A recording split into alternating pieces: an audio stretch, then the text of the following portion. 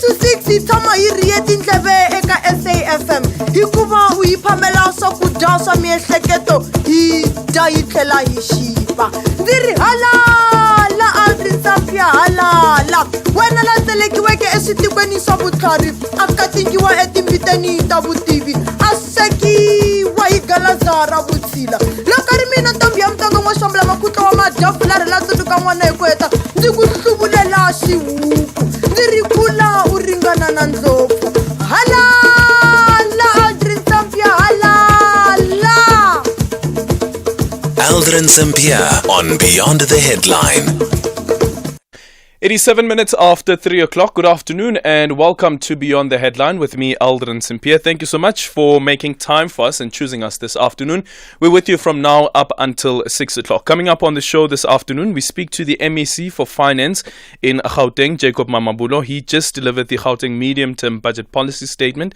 A few adjustments that have been made, including the budget cut of the Department of Human Settlements, which has been cut by nearly R500 million.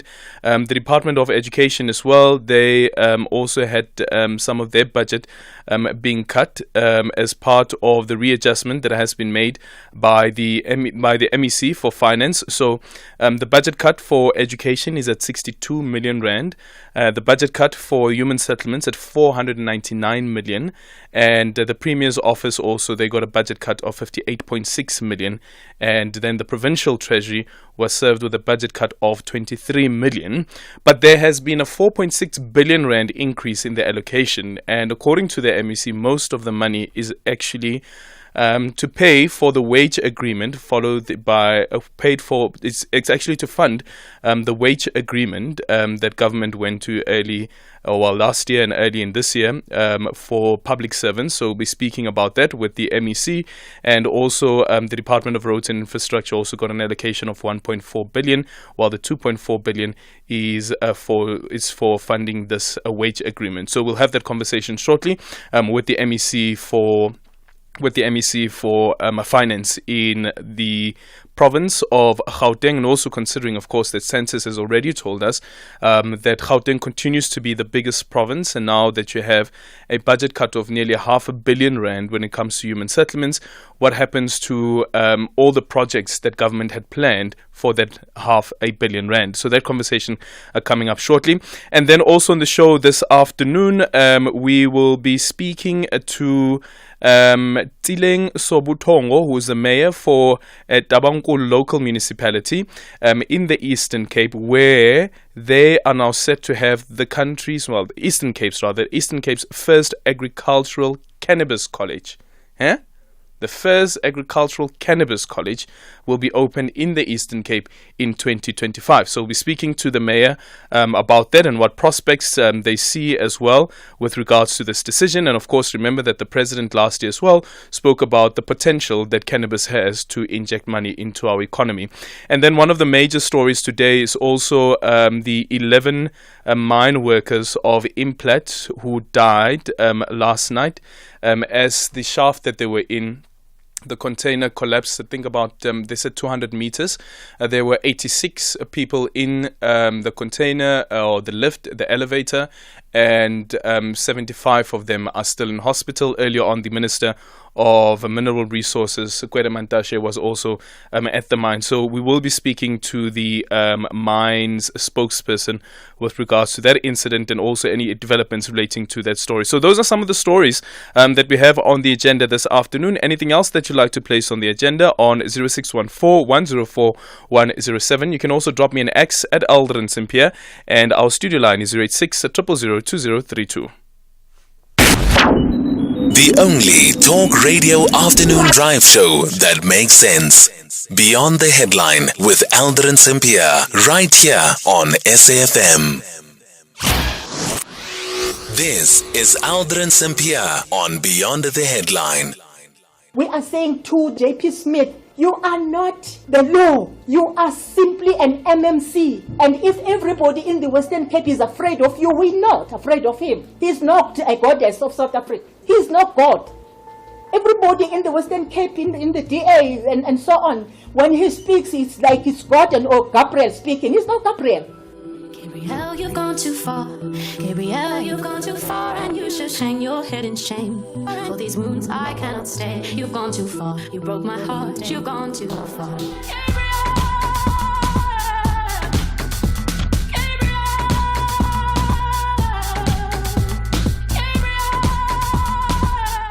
This is Aldrin Sampear on Beyond the Headline.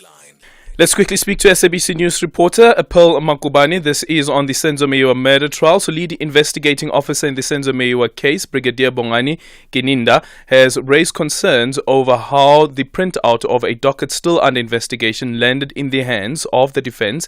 Gininda is testifying in the trial within the trial at the High Court in Pretoria. He has testified about the murder case in Nongoma in KwaZulu-Natal, where accused number 2, Bongani Ntanzi, is said to be a suspect.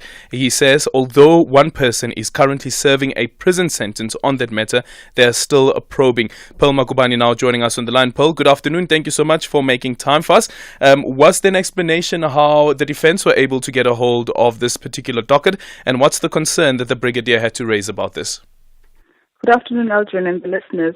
Well, this is a document that was presented by the state just a few months ago, just to say that they know that this matter has been finalized and therefore wanted to know how far the police are in investigating this Nongoma case, because they had asked for dockets numerous times with regards to these so-called cold cases that the suspects are linked to, mainly accused 1 and 2. And this matter pertains to Bongani Ntanzi, who is supposedly linked to this case. His concern is that because it's still an ongoing matter, they were not allowed to retrieve this document, as it wasn't the investigating officer that provided it to them. However, had they asked the investigating officers directly, they would have been furnished with this. And a concern he raised was also that there's an attached statement that was made by the person who has since been convicted and serving sentence with regard to that case, stating that that person is known to both accused 1 and 2. So again, the issue around the confession statement, and also looking at Gininda making the argument that accused number 1 elected to speak to him and didn't require any services of an attorney. What was the explanation around that? He states that, accused number 1, Moses Sibia, was extremely calm when, he had a conversation with him about the various cases, and that when he told him that we're also looking for you, your name has come up in the Meyiwa case, he volunteered the information freely. And then he stopped him, read him his rights, and that's when he felt he could organize a neutral person who's not linked to the case to do that. However, when it comes to accused number 2, Gininda now states that Bongani Ntanzi was represented. We've heard the name of an attorney called Dominic Ndiogo, who was called several times, and now Gininda is confirming that initially, before Bongani Ntanzi made the statement, he said this attorney was present and he showed them papers saying that, he consents to everything that is done, and was also present in some of the court cases. But the defense is denying this, Advocate Ngomezulu. Where are we now in the trial? Well, Gininda is still going through the court processes. When Ntanzi was making the confession, we are now listening to testimony on when the Boksburg statement was made. We know he made 2 confession statements, one in Soweto and the other one in Boksburg. So just listening to how he came about to going to Boksburg and making the statement under Vivian Cornier, who's a magistrate there. Thank you so much for your time. Pearl Makubane, the SABC News reporter on the Senzo Meyiwa murder trial. This is Aldrin Sampear on Beyond the Headline. We're in conversation next with the MEC for Finance in Gauteng, Jacob Mamabulo. We look at the Gauteng medium-term budget policy statement that was tabled by the Finance MEC in the provincial legislature earlier today. While the provincial budget increased in total, the certain departments had their budget cut to cater for the increase of other provincial programs. And the MEC now joining us on the line. MEC, good afternoon. Thank you so much for making time for us. A difficult balancing act, because on the one end, there is the money that is required in this particular particular case, the 4.6 billion, where you have 2.4 of that 4.6 billion going to fund the wage agreement?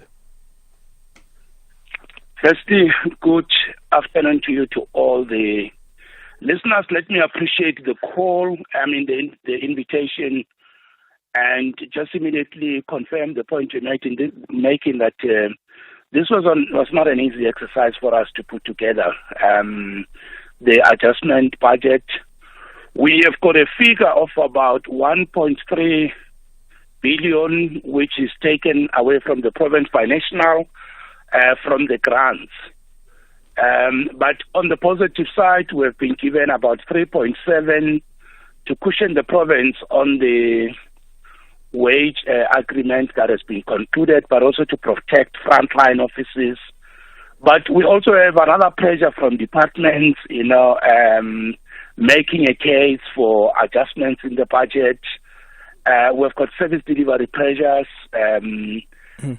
So it was not easy to put all this together, but I must say, at the end, this is what we came to. Our budget is being adjusted with 4.5 billion, and I think that is good for service delivery in the province. Yeah, good for service delivery, but 4.6 or 4.5 billion that has been increased on the budget, then 2.4 of that going to the wage agreement.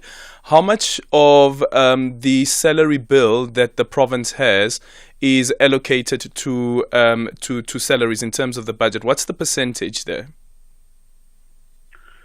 I must say that, if you look at the economic classification of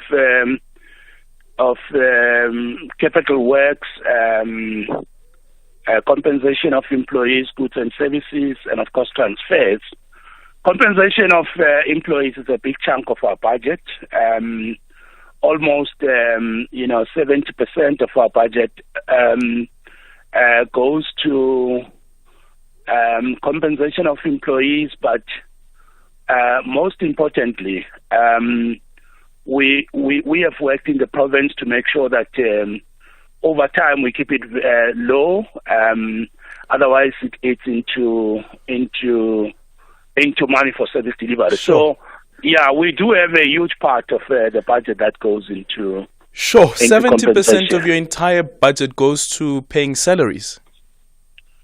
Let me clarify that. Okay. So, let me clarify that. That the principle is that 60% of the budget should at least, preferably, not be consumed by salaries, because that affects the efficiency with regard to service delivery. But we have had to look at monies to finance some of our short-term programs, like extended public works programs and other activities. But with respect to the organizational structure, the formal employment posts, that still remain below 70%. But we do have short-term activities that also take up part of our work, of our budget. Would the short-term activities also include the peace warders that were announced by the Premier?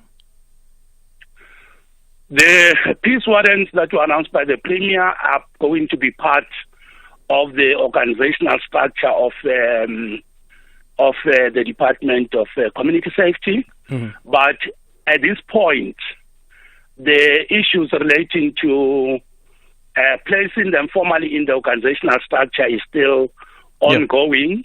There are certain technical compliance issues relating to post gradings and other issues. That has not yet come into effect. But the way we are dealing with the matter is that this is a matter that we are going to talk to in the next financial year with regard to the long-term employment or otherwise of the peace wardens. Yeah. But the principle is that we have not yet reached the point of integrating them into the formal structure, but there are costs that are going into the payment of salaries, and they are not the only ones. But we will look into that matter into the next financial year, not yet now. Okay. Is it fair then to conclude that as it stands currently, Gauteng is paying way above what the average was calculated, that you should be below the 60% mark when it comes to salaries? Well, look, some of the compensations, monies that we are paying for short-term employment do not necessarily come from the equitable share. If you look at some of the program on Nasi Spani, they come from partnership with the private sector, with CITAS. But we look at all that money to say, okay, this money goes into payment of people in one kind or another. So we're still way below the principle that has been made, but there are short-term interventions and partnerships with the private sector that we have brought in that helps us to be able to meet some of the compensation of employee-related issues such as short-term employment. Is this sustainable, MEC, considering, for instance, that we just had the census that came out that says that Gauteng continues to have the largest population between the provinces at 15.1 million, and then in the same breath you have Gauteng cutting its human settlements budget by nearly 500 million, but then you have the 2.4 billion that actually goes to wages? Well, as I'm saying to you that, it's important to create job opportunities in the short term. It's important to bring relief, particularly to the people in the province considering high rates of unemployment. So the short-term job creation opportunities are playing a critical role, even in supporting service delivery. If you look at the department like health, we still have some of the people that are on short-term employment that we had during the COVID-19 period. So short-term employment does help. There's no way you can have everybody employed on a full-time basis. But as I'm saying, some of these short-term employment, they constitute the overall part of what we pay, but we are very much satisfied that in the strict definition of compensation of employees, we are still far below the norm. Okay. What's the total amount of the budget? Our budget remember what happened is in March on the 9th, we presented a budget of 158.9 billion rands. And now in the adjustment, we're putting 4.5 to bring it to 163.5 billion. 163.5 billion. Yeah. Sure. And 70% of that going to compensation of workers. That is quite a lot. If you think about it, 70% just going to salaries, and then you have, of course, the 500 million that has been cut to from the human settlements budget. We'll get the clarity from. Is the MEC on? Okay. Sorry, MEC, you were just clarifying. So you spoke earlier on about the 70%, right? Yes. Can I just clarify that? Sure.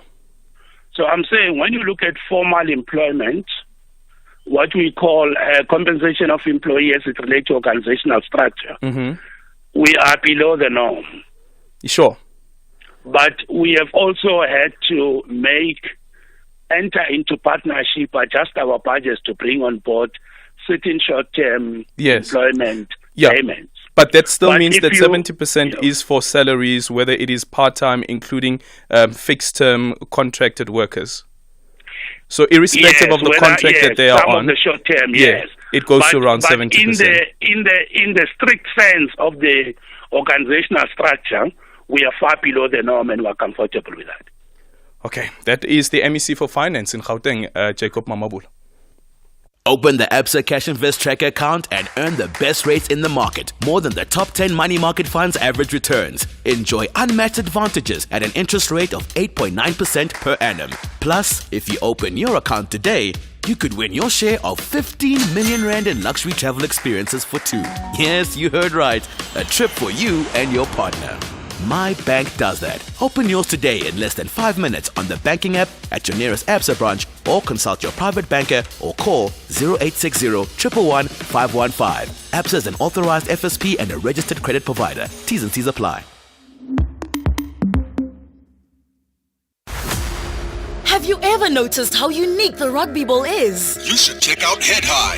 The rise of junior rugby stars Mana and Tai. Vince is not just their stepfather, he's their coach. Catch the brothers' dream of the black jersey, Head High, every Sunday at 9 p.m. Live on SABC Sport on DTT Channel 4. Also available on SABC Plus and SABCSport.com. # Rugby Drama Galore. Brought to you by SABC Sport. For the love of the game. SAFM invites you to tune in for our inaugural public lecture, delivered by the former Chief Justice Mogoeng Mogoeng. This is an opportunity to use this privilege for the advancement of the cause of justice, because there is so much more that still needs to be done out there. The theme for the lecture is Constitutionalism and Upholding the Rule of Law in South Africa, as corruption and malfeasance eroded the moral fabric of the democratic disposition. The lecture will take place on the 29th of November 2023, broadcasted live on SAFM 104 to 107 FM, streaming on Facebook, X and YouTube channels from 7 p.m. SAFM, leading the conversation. This is Aldrin Sampear on Beyond the Headline. Let's quickly speak to Dr. William Mpofu, political analyst and senior researcher at Wits University. So Niger's military junta has revoked the country's anti-migration law, which made it illegal to transport migrants through Niger. I understand that the decision to revoke this law is part of the strategy to reassess relations with the former Western allies who condemned the coup that saw the ousting of President Bazoum. Dr. Mpofu now joining us on the line. Dr. Mpofu, good afternoon. Thank you so much for making time for us. Just a few steps back. What is this anti-migration law in the first place, and what purpose did it serve? I think fundamentally this law limited human movement, and by limiting human movement from and into and through Niger, it made also the movement of goods and services also limited. Mm-hmm. So it was called anti-immigration to indicate really that negative aspect of it, in that it sought to confine, it sought to limit, and it sought really to block positive human traffic and the traffic of goods and services as well. Yeah, because one of the concerns that I've seen that has been raised is the issue around human trafficking specifically, not necessarily the commute of goods. Yes, there are concerns, especially that part of the continent of the movement of illegal movement of people for purposes of enslaving them, exploiting them, and turning them into other objects in other parts of the world. Human trafficking is a huge problem for the African continent, especially the coastal countries that are close to the seas and other exits from the continent. So what does this mean now that the military junta has revoked this anti-migration law, and what's the bigger picture here? Yeah, the problem of human trafficking is a negative a phenomenon that refers to the illegal transporting of human beings across seas and borders will remain a problem for Niger and other countries. But what we can celebrate from a Pan-African and African economic and political perspective is this freedom, this new list of human movement that can now take place. Humans, as they carry goods and as they carry skills, as they carry services, they move across the continent and across the world. That's one element of political freedom that cannot be ignored. Yeah. Thank you so much for your time, Dr. William Mpofu there, who's a researcher at Wits University and also a political analyst. It's a minute after 3:30, time for the news headlines. Thanks, Aldrin. Good afternoon. For SAFM News, I'm Mphosa Tole. In your headlines, Gauteng Finance MEC Jacob Mamabolo says the province has been able to collect revenue of 32 billion rand in the current financial year. The province received the largest budget allocation of 120 billion rand from national government. In other news, President Cyril Ramaphosa says the African continent must do away with patriarchy and traditional norms where women and girls are not respected. He says this kind of behavior has seen violence meted against the vulnerable and has to be addressed by engaging men and boys on how to end gender-based violence. And the National Prosecuting Authority says they will oppose bail in the case of the 21-year-old student Bafana Mahungela, accused of the murder of a Johannesburg teacher, Kirsten Klate. I'll have these and other stories at the top of the hour. SAFM, guiding you through the rush hour traffic. Traffic update with Rob Byrne. Good afternoon. Yeah, we're looking heavy on the N12. This is driving in from Etwatwa side, coming in from Davyton, if you like, into Benoni. It's a crash involving a pedestrian just before Snake Road. Only one lane open to get past that scene, so that is heavy. It is a fatal crash, likely to stay heavy for a while. Breakdown on the N3 South going down to London Road. Traffic parking back through towards the Buccleuch interchange. Motorists driving in Mpumalanga. Just note the N4 going east, quite a queue approaching Malalan, so we'll keep an eye on that one for you this afternoon. And Durban, the N2 South remaining heavy. Traffic back through in Nanda Road, all the way down through the roadworks towards Spaghetti Junction, including a broken down vehicle. That is a fairly constant fixture these days. Breakdowns in the roadworks before you get to Spaghetti Junction. Cape Town looking fairly normal. There is some load shedding around the Montague Gardens and the Boort to Suck area, so Montague Drive and Bosmansdam Road heading out towards the N7 highway. Those routes already under pressure ahead of the main drive time. Rob Byrne, SAFM Traffic. This is SAFM Sports with Tuming Kapele. Afternoon, Aldrin. How are you feeling this afternoon? I'm feeling good. It's not that hot today. It's actually, you're right. Yeah. But the rain yesterday is a bit... Yeah, that was very strange. Did you see the lightning? Mm. The lightning was... Yeah, I was driving home Global and I was like, warming, Jesus, so much lightning. Global warming. Mm. It is. What else could it be? Siyathagatha. Oh. Aldrin. Anyway, let's get straight into what's happening in the world of sports. A very good afternoon to you. Let's start things off with rugby. Peter Steff, Detroit, Eben Itzebeth, Sia Kolisi, Frans Malherbe and Damien Willemse have been nominated for the SA Rugby Men's Player of the Year award for this year. SA Rugby announced the nominees today, and Itzebeth is defending the title that he won last season, but definitely has stiff competition. The winners will be named early next year, along with the annual Referee of the Year and the Provincial Women's Player of the Year. Talking about that, Nadine Roos will also defend her title as a Springbok Women's Player of the Year against Libbe Janse van Rensburg, Rights Mkari, and former winners Cesar Hele and Babalwa Latja. In the meantime, former Springbok coach Jacques Nienaber hit the ground running as he went into his first training session with Leinster yesterday.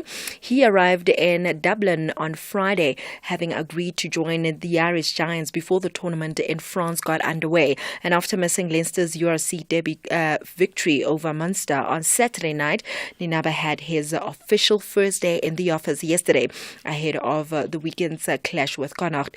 In the meantime, All Blacks captain Sam Cane says that he hoped to evolve as a player in Japan after signing a one-season deal with Tokyo Sun Goliath. The 31-year-old has never played for a team based outside his home country, and he thinks his move to Japan will test him as a rugby player. In football, FIFA has banned Polokwane City from registering any new players until they have settled a dispute with a player. Malawian international Kuda Muyaba was officially contracted to rise and shine for 3 years, having joined the Limpopo side back in 2020 in January, but the striker terminated his employment in March this year when he went several months without his salary being paid. And according to FIFA, obviously, this is a breach in contract, and City joins the likes of Kaizer Chiefs, Royal AM, Morocco Swallows and Chippa United, who were handed the same sanctions. In the meantime, Swallows head coach Steve Kompella has come to the defense of his side's style of play, which is based on building from the back. This is despite seeing it as risky. During Sunday's 1-0 loss to Soweto neighbours, Kaizer Chiefs, Swallows stuck to their game plan, even at times when the opponents were pressing them high, forcing them to make a couple of mistakes. And this method of play has seen Swallows playing football that is good to the eye and also getting good results this season. I think, to be honest, you need to stay true to your process. And I wish the cameras were not on, and it was an environment where you and I could be talking, and I would tell you that you have to do that. Guts. You must be courageous. You should have brass guts. You must have strong. That doesn't come easy. But you also translate that to your team. Because if, as a coach, you panic, your players are going to panic. But all you say right from the onset, you say, listen, we're going to build from the back. We are going to be safe and secure. We are going to add numbers. We are going to create angles. Everybody must be aware. Right then, moving on to basketball news, LeBron James set the record for most minutes played in the NBA on the same night he suffered the heaviest defeat of his career.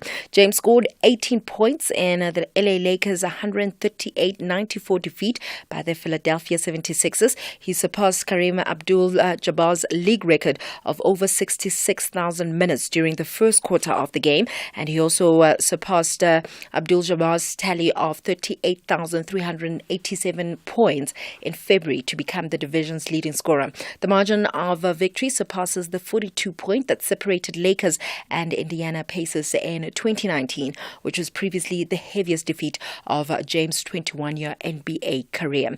In boxing, Anthony Joshua could meet Deontay Wilder in potentially the biggest final eliminator the world has ever seen. Joshua and Wilder will compete in separate bouts, and that's happening on the 23rd of December. One against Otto Wallen and Joseph Parker, respectively. And if both Wilder and Joshua are victorious, they'll be on course to box each other next year. With that said, it's a wrap from my side. For SAFM Sport, I'm Dumin Kapele. The SABC News Portal is your one-stop digital platform for all the news you need. Stay connected with the latest and breaking stories. Listen to all SABC radio stations live, including podcasts, and also watch the SABC News channel with clips and live streams of all the big news events. Simply download the SABC News app on your smartphone from the Play or App Store. SABC News, independent and impartial. Here, there, and everywhere. SAFM 106.6 FM in Bloemfontein.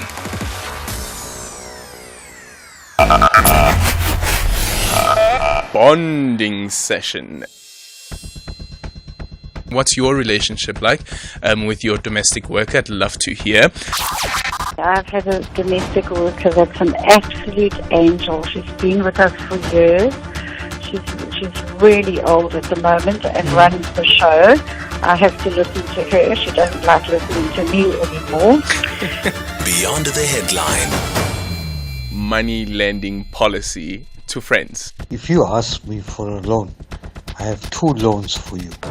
Home alone and leave me alone.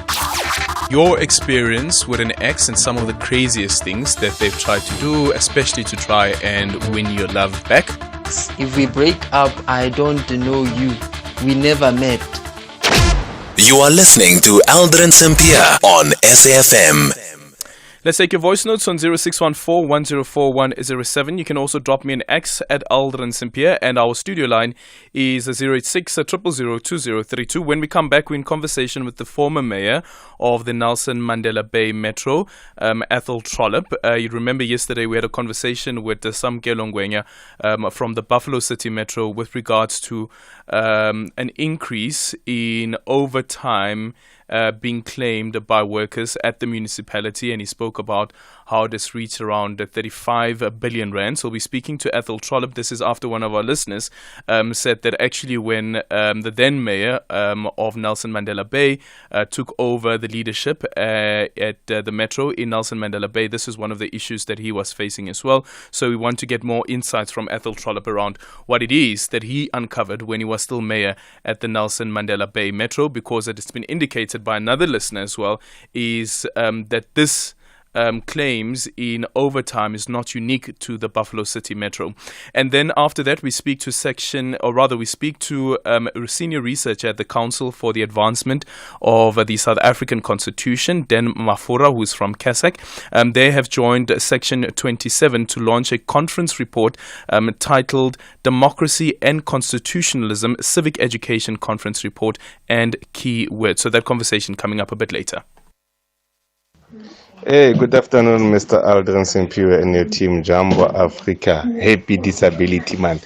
Mr. Sampear, last week we've been celebrating Black Friday, and it has stopped for us because of ESCOM. We experience strong stages, especially they switch electricity for hours, 30 minutes, again 2 hours, 30 minutes. Please, can you invite Dr. Solomon so that can assist us, so that they must intervene in ESCOM. They are failing us. They promised us in December there will never be load shedding, but we're just left with 4 days. But I don't think the thing will happen in South Africa. Please, can we invite Dr. Solomon, like they are doing amazing job to neighboring country? Maybe they will do something in South Africa. We are in crisis, Mr. Sampear. Is peace in Motosa. Hey Aldrin, no wonder the city of Johannesburg is in trouble with their finances. If that is the finance minister that triumphs and fudges the maths. Yeah, Aldrin, I can understand. Yeah, you got him, man. 70%. No, that's a lot, man.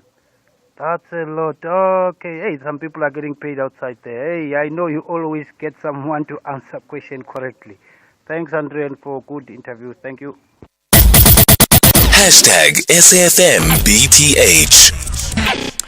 We're in conversation next with Ethel Trollip, former mayor of Nelson Mandela Bay Metro and the provincial chairman of Action SA in the Eastern Cape. So yesterday we spoke to Samkelo Ngwenya from Buffalo City Metro about the state of the finances of the metro, given its current precarious financial state. So today we are joined by the former mayor of the Nelson Mandela Bay municipality, Ethel Trollip, who, when he was in charge of the metro, introduced measures that were aimed at fostering accountability and transparency against corruption and fraud. And this as we try to highlight some of the similarities and differences between these two municipalities in terms of how they are governed. Ethel, good afternoon, and thank you so much for making time for us. Good afternoon, Aldrin. Thanks very much for the opportunity to talk to you and to your listeners. Yeah, really appreciate your time. So yesterday, when we were focusing on the Buffalo City Metro and how its bill, this is now the overtime bill, has skyrocketed to 35.4 million rand. One of our listeners pointed out that actually, when you joined the Nelson Mandela Bay Metro and became mayor at the Metro, these were some of the problems that you also found there. So we want to get some insights from you as well. What was your experience like? What did you find? Aldrin, thanks very much. Absolutely, I can confirm that overtime is one of the ways of committing fraud and corruption in local authorities. I can assuredly say that from my own personal experience as being a mayor, but I can also say that in the last 18 or 19 months that I've been with Action SA, I've been traveling the length and breadth of this province, and I encounter the same problem in municipalities like Makana, or Makanda, Grahamstown, Chris Harney, Oliver Tambo, KSD, Buffalo City, everywhere. It is absolutely rampant, and let me explain to you how it works. So some of the notorious departments are, for example, the Department of Refuse Removal, and what you have happening there is malicious sabotage of vehicles. So vehicle tires are burst, or they are loosened, the nuts are loosened, so the wheel comes off, and then the vehicle can't operate, the municipal vehicle can't operate, so then they have to go out to tender or get other vehicles from the private sector to come in to do the refuse removal, and that takes a couple of days for that contract to kick in, and then the workers work on weekends, or they work overtime. So it's a very subtle way of manipulating the system where you don't work and do your normal job during work hours, so you get paid for doing nothing during normal working hours, and then you do your normal work outside of normal hours and you get paid overtime. So it's a very subtle abuse. I also experienced it in Nelson Mandela Bay with water, for example, where you'd have workers from the infrastructure and engineering department working on a manhole, and it's very difficult to ascertain whether the people are doing something constructive or whether they're sabotaging, because you don't know whether they're turning a valve on or off. And what would happen is they would turn the valves off on a Friday, sometime during the day, and of course communities would be without water on the weekend. Then they'd have to go out on weekends to fix the water problem, but it was actually not a problem. It was a problem by their own design, that they would go out and then open the valves on a Saturday or a Sunday. And some weekends it wouldn't happen, and on a Monday we discovered that the reason why there was no water was because the valves had been turned off. And, you know, the man in the street doesn't have access to those valves. They don't have the necessary equipment to open and close it. So it's a systematic abuse right across local government, where people who work in the parks department or cleaning department, they arrive for work on a Monday morning, they clock in with their biometric system that they're at work, so they have to be paid. But because there's no vehicle to take them to work, or there's no management oversight to make sure they're working, nothing gets cleaned, and therefore they have to clean things on weekends. So the real problem lies with management, Aldrin. You can fix those issues quickly overnight if you hold management to account, or if you start firing people in management positions. It sounds like it's an integrity issue as well, because once you're employed on the basis of a trust relationship that you'd have between employer and employee, that I trust that you will do the work that I've employed you to do, and the employee then trusts that you will pay me as the employer for the work that I have done. Where does this relationship then break down? Well, I think you've hit the nail on the head. It's certainly an integrity issue, and it's an ethical issue. And, the civil service is called that. It's civil service. It's a service. It's a job you do to civil society to make things work. And I think people have lost track of that. People just regard it as a job that they can abuse. And unfortunately, abuse has become commonplace. And I said just now that I believe the resolution to that issue is at management level. You can't really hold workers to account, even though they might have been obstructive or even sabotaging their work so that they could do it after hours. It's up to the managers to manage. It does not happen like that in the private sector. So does it mean that the managers are also in on it? It means absolutely that the managers are in on it, either by negligence or by design, and I believe it's both. Because there are kickbacks that are paid to the managers, and obviously there are kickbacks that are always paid to the private sector service provider that comes in on weekends to pick up the pieces from municipal services that aren't being rendered during the week or after hours. Those subcontractors that are getting those jobs are paying handsome kickbacks to the managers. How do we fix it? It starts at the top, actually. You've got to take tough decisions at the top. It requires ethical leadership and people that have the courage of their convictions to say, no, this is not our money, it's public money, and you can't behave like that. And as I said, it requires the firing of people at middle and senior management. It's the only way it'll stop. If your department is responsible for that kind of behavior, you need to be put on terms and fired if it continues. It's as simple as that. Ethel Trollip, thank you so much for your time. That is the former mayor of the Nelson Mandela Bay Metro, and also now chairperson, of course, of Action SA in the Eastern Cape. And just listening to him right now, and how there is this sabotage that happens during the week to push work to over the weekend. I remember a couple of years ago, maybe a year or two ago, actually, I spoke to a colleague about what's happening at Eskom, and one of my friends was actually indicating that what also happens is that the service providers who are supposed to fix the boilers, fix the conveyance belt and so forth, would push the work to over the weekend so that they can claim overtime. So they don't do it during the week, they do it over time. I don't know how they do it in the private sector to monitor if you are getting value for money. If there's anyone in the private sector perhaps who's part of HR somewhere, how do you determine whether the money that you have paid to an individual actually gives you the value for money? this is how much I pay your salary. Do I get value for money? Is there an adherence to the contract that we have signed, a mutual agreement as well, but also ensuring that you live up to the contractual agreement as well, and not trying to siphon money out of the coffers of these entities, because essentially that's what's happening. 0614-104107. You can also drop me an X at Aldrin Sampear, and our studio line is 086 000 2032. Gautrain is for the legends who make moves to save and pay from as little as 45 Rand from Pretoria to Midrand. It's for our clever who turn 5-liter bottles into workout dumbbells. And for the slim oaks who bring a home-cooked skafteen to work every day. So when it comes to travel, make moves that save and pay from as little as 45 Rand from Pretoria to Midrand Station. Gautrain, for people on the move.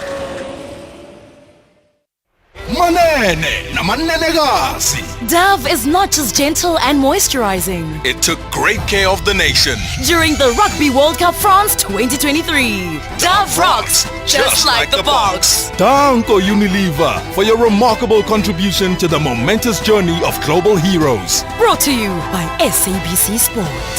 For the love of the game.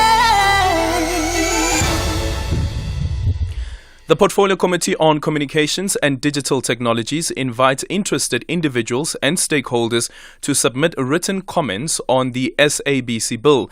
The bill seeks to repeal the Broadcasting Act of 1999 to regulate the continued existence of the SABC, to provide for its governance, to amend the ICASA Act of 2000 and the Electronic Communications Act of 2005. For more information, contact the Portfolio Committee on Communications and Digital Technologies by emailing sabcbill@parliament.gov.za. That's sabcbill@parliament.gov.za, directed to Hajiri Sali. The closing date for the written submissions is Friday, the 15th of December 2023 at 4:30 p.m.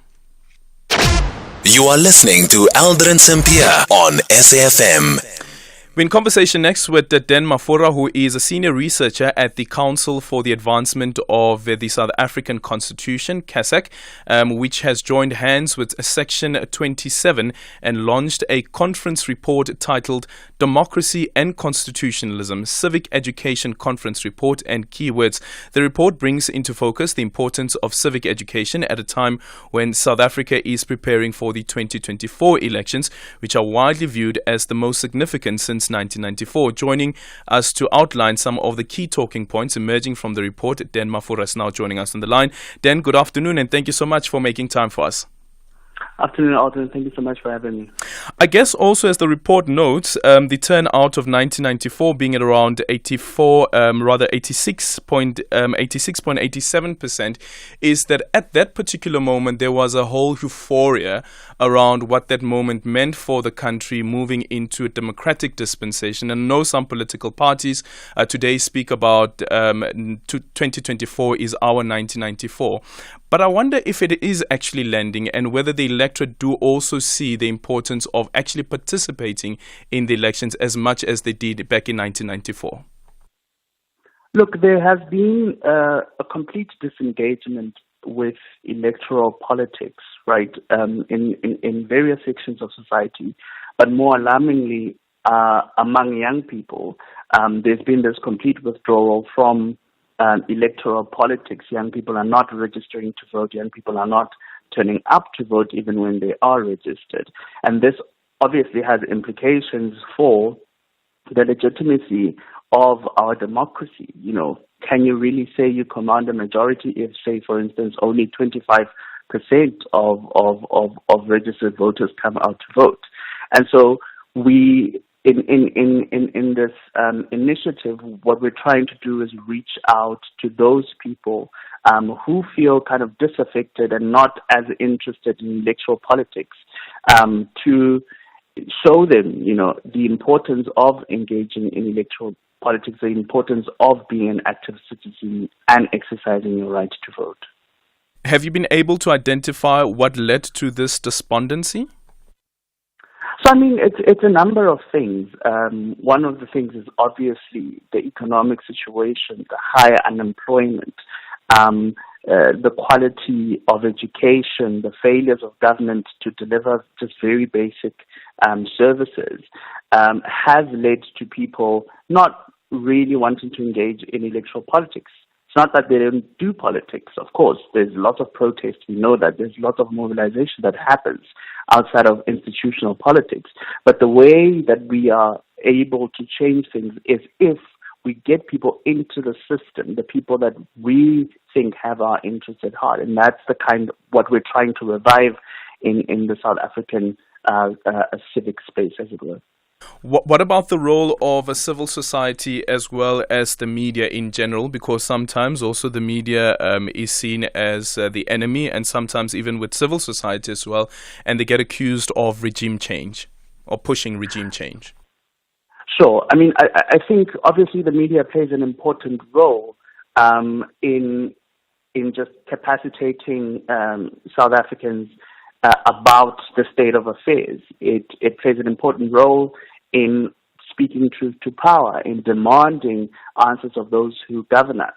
And we see now one huge issue that keeps popping up is just the proliferation of misinformation that is out there, and how the media can get involved and kind of try push back against what Donald Trump calls fake news, right? We need to, I don't know how, and perhaps you can tell me this since you're a journalist, rebuild confidence in media as a source of reliable information about the condition of our society, and to really become more discerning. And one thing that is really, really concerning is media literacy, how people are not able to differentiate between a valid or reliable source of information and a clear hoax. I mean, that's quite alarming. And so we need to ramp up that capacity, because it relies so heavily, or the right to vote, the right to know, relies so heavily on accurate information reaching the people that it's supposed to. And civil society? So civil society has played quite a big role. We know, at least in the last 10 or 15 years, actually even before that, right? We know they were accused, or rather we have been accused of being counter-revolutionary, of being, and this was happening at the time that the TAC was founded, which eventually won the right to have ARVs given to HIV positive people. I mean, there are legitimate criticisms about some of the causes that organizations may champion, but it's absolutely not true that the civil society space has in any way tried to subvert government or democratic outcomes. If anything, our work has always been to try make the political space, the democratic process, more open to participation by ordinary people. Because the accusation that's also leveled against civil society is how, for instance, if you look during the Jacob Zuma era, they would say that civil society was really heightened into the decisions that government was making at the time, and where they felt that it's unconstitutional and so forth, there will be a court challenge that is launched. But now with President Cyril Ramaphosa, the sense is that what happened to that ability to be so agile and vigilant before things go wrong? Well, I mean, that again, you would need a basis for that to say that, any of these issues are comparable, and that these organizations are not acting in accordance with, whatever their stated mission is. But again, I think it's a broadly stated criticism. It's not founded in any real fact. Let me give you an example quickly, Dan. During the tenure of former President Jacob Zuma, we know that there was the CPS matter, for instance, and Black Sash and other civil society took the government to court to ensure that there's no constitutional crisis and that grants are paid. There was a period last year where for months the SRD grants were not being paid and there was no litigation that was launched. And the issues around, for instance, the payment of grants continue. But civil society is not making the same noise that they made during the era of former President Jacob Zuma. Is that a fair assessment? I don't think that's fair at all. I don't think that's fair at all. I think that Black Sash and the Budget Justice Initiative and the Institute for Economic Justice are doing, even now, great work in trying to resolve the grants crisis. And I think, if I'm not mistaken, that litigation is underway, particularly about the SRD grant. So again, there are all of these accusations, but are they founded in fact, and are they fair? I don't think that they are at all. Thank you so much for your time. That is Den Mafora there, who's a senior researcher at the Council for the Advancement of the South African Constitution. Apologies, we're a bit late for the news. Independent and impartial. This is SAFM News. The top stories at this hour. Gauteng collects over 30 billion rand in revenue and the DA decries Joburg coalition instability. Good afternoon. For SAFM News, I'm Mphosa Thole. Gauteng Finance MEC Jacob Mamabolo says the province has been able to collect revenue of 32 billion rand in the current financial year. The province received the largest budget allocation of 120 billion rand from national government. The province says it plans to explore several revenue increasing measures, including the introduction of a new tax-flexible casino, regulations and the establishment of a state-owned bank. Mamabolo delivered the province's medium-term budget policy statement at the Gauteng Provincial Legislature in Johannesburg earlier today. We believe that this bank will play a critical role in mobilizing development finance to augment our limited resources while also providing other financial services for our SMMEs. Another major intervention to this, which we believe will improve the delivery of pharmaceutical and medical products, is the state-owned pharmaceutical company. In other news, President Cyril Ramaphosa says the African continent must do away with patriarchy and traditional norms where women and girls are not respected. He says this behavior has seen violence meted against the vulnerable and has to be addressed by engaging men and boys on how to end gender-based violence. Addressing the AU Men's Conference in Pretoria, Ramaphosa has appealed to men to be better people. We cannot realize a society free of violence against women and girls without critically interrogating what one could call the assumptions around patriarchy, around male chauvinism and sexism. It is these assumptions, and in some cases tradition, that lead young men and boys to believe that women are property, that they are worth less.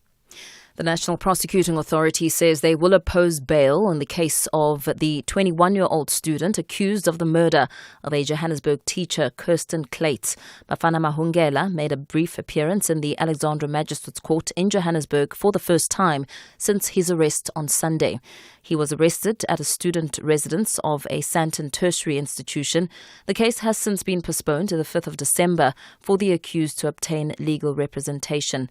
NPA spokesperson Pindi Mjondwane says the accused has decided to secure his own legal representation. All we know as the state is that he's a 21-year-old male. He was a student at Varsity College in Parkmore. Bafana Mahungelo is facing a charge of murder relating to the body of the deceased that was found at a park in Parkmore. We will be opposing his application to be released on bail. That was NPA spokesperson Pindi Mjondwane. Now, DA leader John Steenhuisen says the instability of the coalition government in the Johannesburg Metro has the potential to cast serious doubt about any formidable coalition at national and provincial level in the future. He was speaking on the sidelines of the multi-party charter meeting with the civil society organizations in Boksburg, east of Johannesburg. The parties wanted to hear from community organization on what needs to be done to unseat the ANC come the 2024 national elections. Steenhuisen says people will be sceptical of the effectiveness of any future coalition government. We don't believe there's a path to a stable dissolution of the Johannesburg Council. Further afield, there have been more airstrikes in Sudan's capital Khartoum as the army targets positions held by its rival, the Rapid Support Forces. The RSF says that a significant operation had been carried out in the city of Omdurman. The BBC's Kalkidan Yebatal reports. The conflict in Sudan continues to deepen, as does the humanitarian crisis. Diplomacy has failed to bring peace, and international attention has now been diverted by the war in Gaza. RSF fighters and allied Arab militias have been accused of mass killings in the country's western Darfur region, where they have secured gains. The head of the Sudanese armed forces, General Abdul Fattah al-Burhan, had been touring neighboring countries as he tries to garner support. There is a concern that there may be more violence in the capital, making life even more difficult for civilians, who already suffered greatly since the fighting erupted in April. And in recapping the top story at this hour, Gauteng Finance MEC Jacob Mamabolo says the province has been able to collect revenue of 32 billion rand in the current financial year. I have your headlines at 4:30. In your sports this hour, Sundowns United all set for Tshwane Derby showdown, and Cummins says players not robots as Australia T20 team struggles. More details at 4:30. SAFM, guiding you through the rush hour traffic. Good afternoon. Still some heavy traffic coming in from Daveyton towards Joburg. It is a pedestrian fatality just by the Snake Road exit. One lane open and big queues from Pitfontein territory. Still got the breakdown on the N3 South near London Road. And Alex, traffic very heavy from the Buccleuch interchange as you line up through Limbro Park direction Edenvale. A truck is just overturned coming out of Durban on your way to Pietermaritzburg. It is just after the Hammersdale exit. The right lane is closed. That truck is sort of crashing out of the right lane and into the central reservation. So there will be some delays approaching that over the next few hours on your way to Pietermaritzburg. Cape Town this afternoon stays very busy after some load shedding around the Montague Gardens and De Bortersuk areas. Looks like Montague Drive particularly heavy down towards Bosmansdam Road, which is queued towards the N7. Rob Byrne, SAFM Traffic. Stay safe on the roads. SAFM is with you. If you're active on social media and love SAFM, we hope you'll take a moment to like or follow our SAFM page on Facebook and Twitter. These are the best places to find all the guest information, conversations, and stories you love from your favorite presenters, along with regular updates from SABC News. And don't forget, you can send your questions to feedback@safm.co.za. SAFM, leading the conversation. SAFM 104 to 107 nationwide, leading the conversation. 5, 4, 3, 2, 1. 10 past 4. 10 past 4.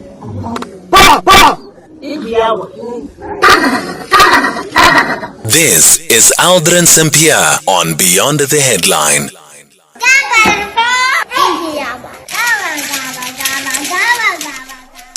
It is 10 minutes after 4 o'clock. Coming up on the show in this hour, we speak to Constable Thenjiswa Ngobo, who is the spokesperson for the police in KwaZulu-Natal, and this follows an incident where 3 female security officers were allegedly raped during a break-in at the Transport Department's offices in Durban. This happened on Monday morning.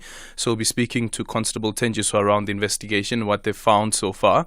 And then at 20 past 4, an update around the incident where 11 miners died after the collapse of the elevator that they were using at the Impala Platinum Mine in Rustenburg. So we'll be speaking to AMCU's Jeff Mpahlela, who is the Secretary General. And then at 4:45, we speak to Tsileng Sobuthongo, who is the Mayor of Ntabankulu local municipality, as the Eastern Cape is set to get its first cannabis agricultural college. That conversation coming up at 4:45.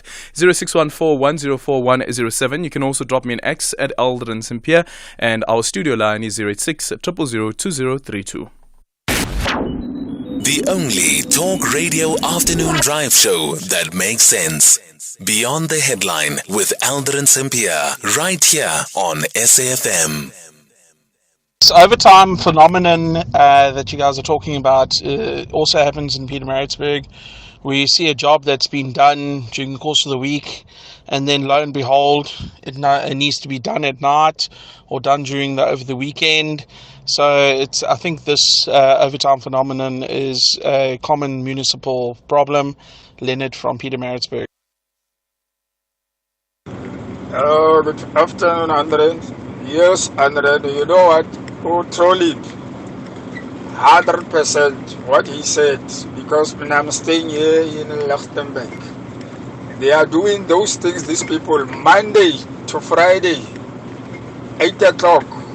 They knock 8 o'clock, 12, 1, they are drunk. On the weekend, they are on duty. Yes, 100%. All right to trolling.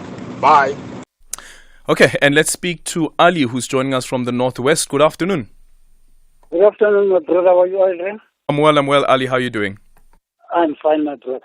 Aldrin, with the previous message just came in, I just want to emphasize, in my weekend, I went to the mayor's office, and when I was still seated in the mayor's office there, some 4 ladies who are working in that office, they came only to come and fill up the forms for overtime, and they were going out to a party. They were going to party some. Fill up there, and they were busy phoning up friends wherever they were going to meet to have a party. They came to the offices only to come and fill the forms for extra time. Now, what I said afterwards, after they left, I spoke to one chap who's also working there. When I asked him, but why are you guys doing like this? He said, why are the president? And we are following on their steps. If they are corrupt, we are corrupt. We know that we won't be arrested, much as we won't be arrested. Yeah. And where was the mayor at the time? In my local municipality, the mayor's office. Where was the mayor? The mayor was not there. It was in her office, but she was not there. Okay. Yeah. Thank you so much for that call there, Ali from the Northwest. SA Poverty says that during Danny Jordan's time as mayor, I was reporting water leakages at my area. You report the water leaks on Monday, but the Nelson Mandela Bay municipality will come on Sunday to fix water leaks. It is happening even today. The previous Sunday, overtime was 700 Rand per worker in 20 days overtime. Okay, not too sure how you calculate that. Let's take some of your voice notes on 0614-104-107. Aldrin, hi, are you well? This is JCK Kaunda from Musina. Yo, lekker vara miso en Musina batwambulim. Aldrin, let's deploy people with merit and capacity to do the right thing first time. Manipulation of rand is exposing the incompetence in government.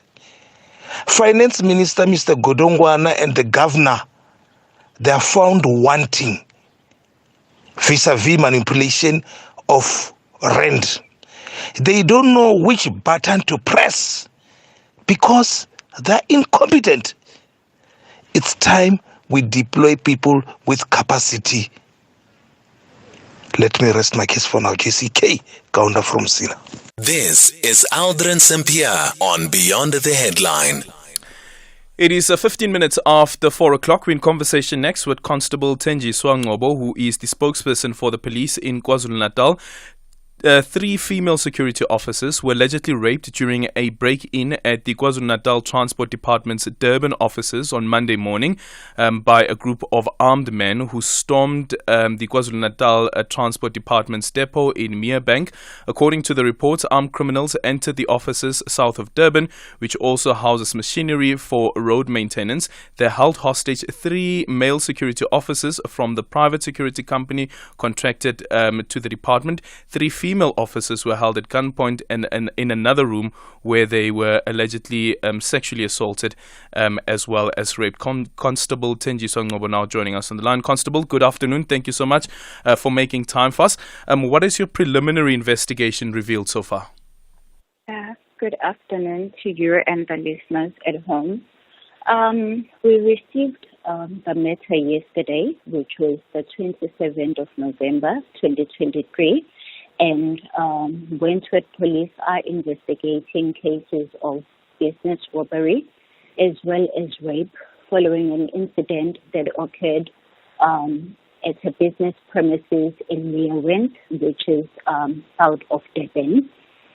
It is alleged that the victims were robbed in the early hours by 8 suspects who took various equipment, and they also raped 3 females.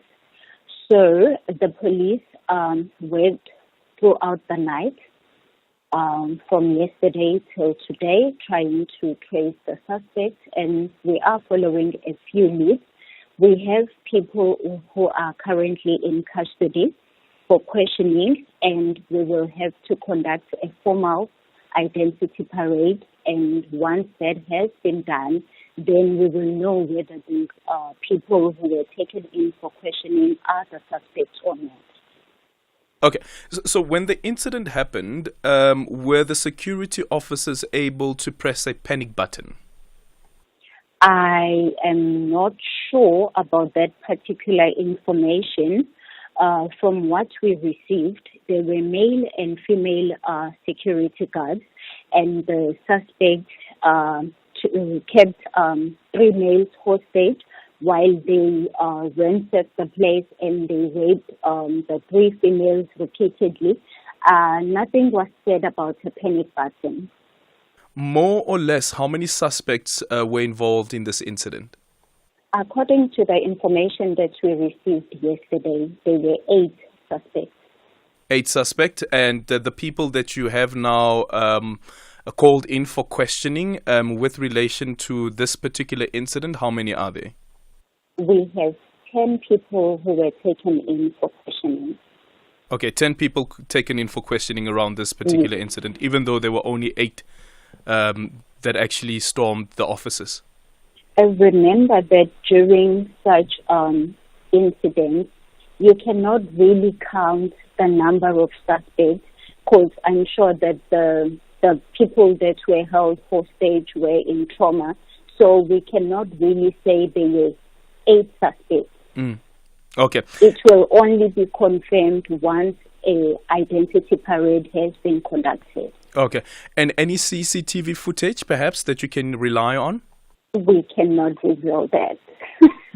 You can't reveal that? No, we can't. Okay, thank you so much for your time. Constable Thenjiswa Ngcobo there, who is the spokesperson for the police in KwaZulu-Natal. Horrific incident here where 3 female security officers were allegedly raped, gang raped actually, by suspected 8 suspects, and you had the other officers, the male officers, security officers that were locked into another office. 0614-104107. You can also drop me an X at Aldrin Sampear, and our studio line is 086 000 2032. SAFM 104 to 107 nationwide. Yeah, I'm sure Nelly has newfound respect for me. I had to sort her out, hey? Next time she keeps quiet while I'm talking to her, she'll think twice, I tell you. Coach. And that'll be a perfect example to your son on how to treat a woman. Now, what does my son have to do with this now? Man, Coach, you tell me, man. Look how you turned out and think deep. Pella, the cycle could end with you. Let us uplift the boy child and raise real men for a gender violence-free tomorrow. A message brought to you by Love Life. This is an SABC-supported initiative.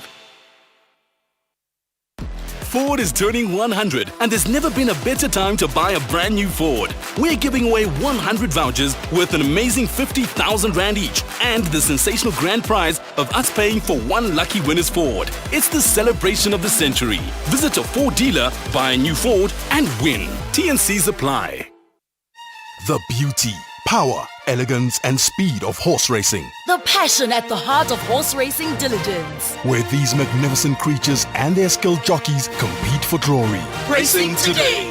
Catch it live on Mondays to Fridays on SABC Sport on DTT Channel 4. Also available on SABC Plus and SABCSport.com. #Horses of Great Character. Brought to you by SABC Sport. For the love of the game.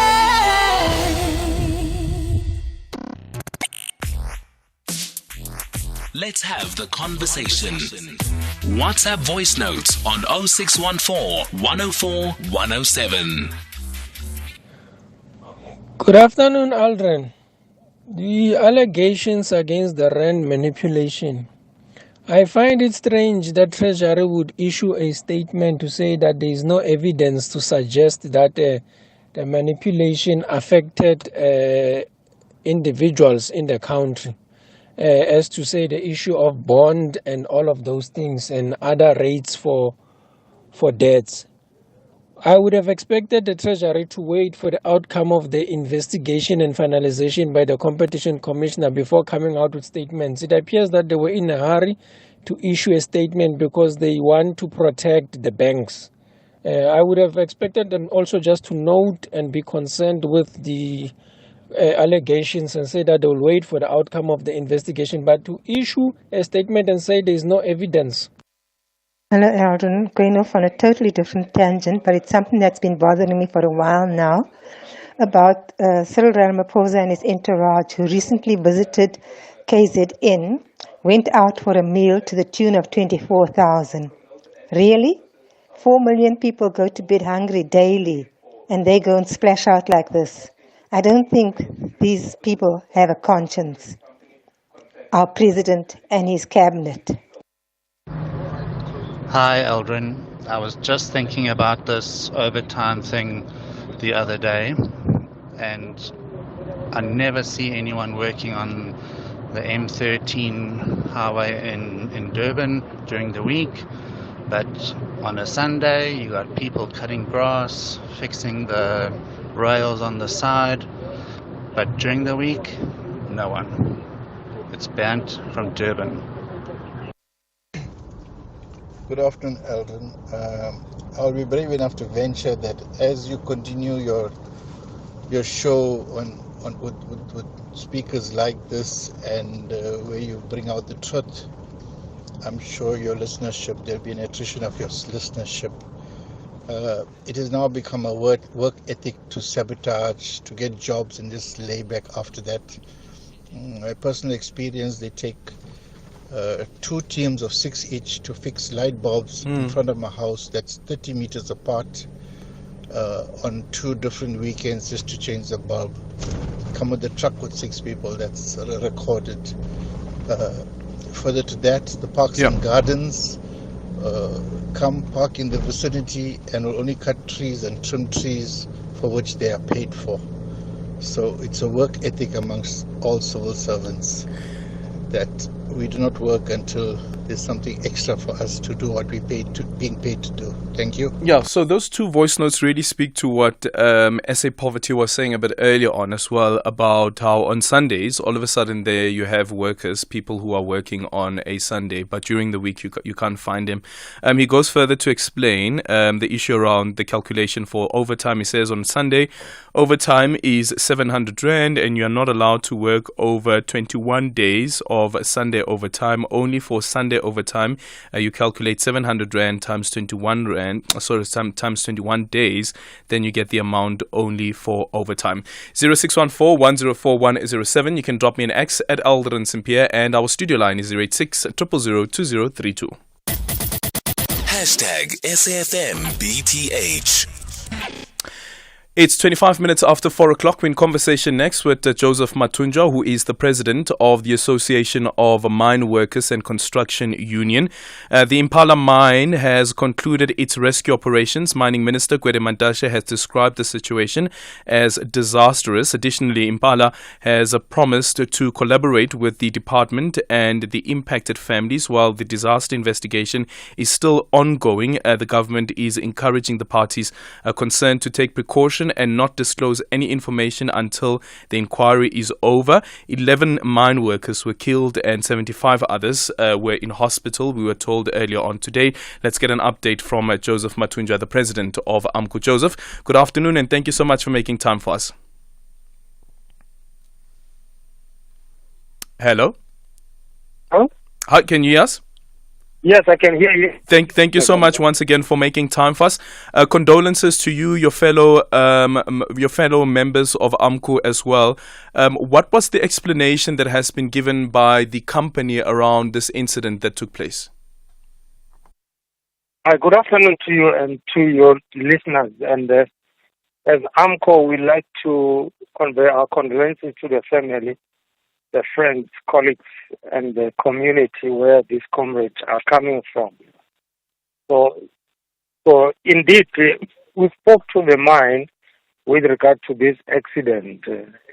And then this accident is a result of malfunction of the cage or the lift that they use underground, of which they did detect that there was some very serious challenges, of which the experts were called in to look at the matter, of which we believe that they cleared that it can be fit for purpose. Hence, the workers used it to go underground. Unfortunately, this is what transpired at the end of the day, losing 11 breadwinners. So when the matter was reported initially that there are some concerns around the belt, what did the report then indicate? Because clearly if there is concerns that are raised initially and then there's the investigation that is done and the people who've done the investigation comes back and say that you can still use the lift, and then you have this particular incident that took place, could it be that there could have been some oversight as well? It's unfortunately because we thought that the mine will conduct what we called a local inspection, a preliminary examination of the area and condone the area, where normally the local inspection is done by health and safety stewards with the Department of Mineral and Energy, with the mine management. But this hasn't happened, of which is where then you are able to pick up or to determine what are the preliminary cause of the accident. So now they are relying on the further investigation and the inquiry. But me and you by now, we should know that those inquiries is just a tick box exercise. No one will ever be accountable. Whether it was a human error, no one will be arrested, no one will be persecuted in terms of the law. Hence, AMCO has been calling for the amendment of Mine Health and Safety Act, especially Section 92, that the issue of monetary penalties doesn't help much, but they must be, liable in terms of even that call for imprisonment of those that were found to be in negligence in making the mine safe. So right now, are the operations continuing?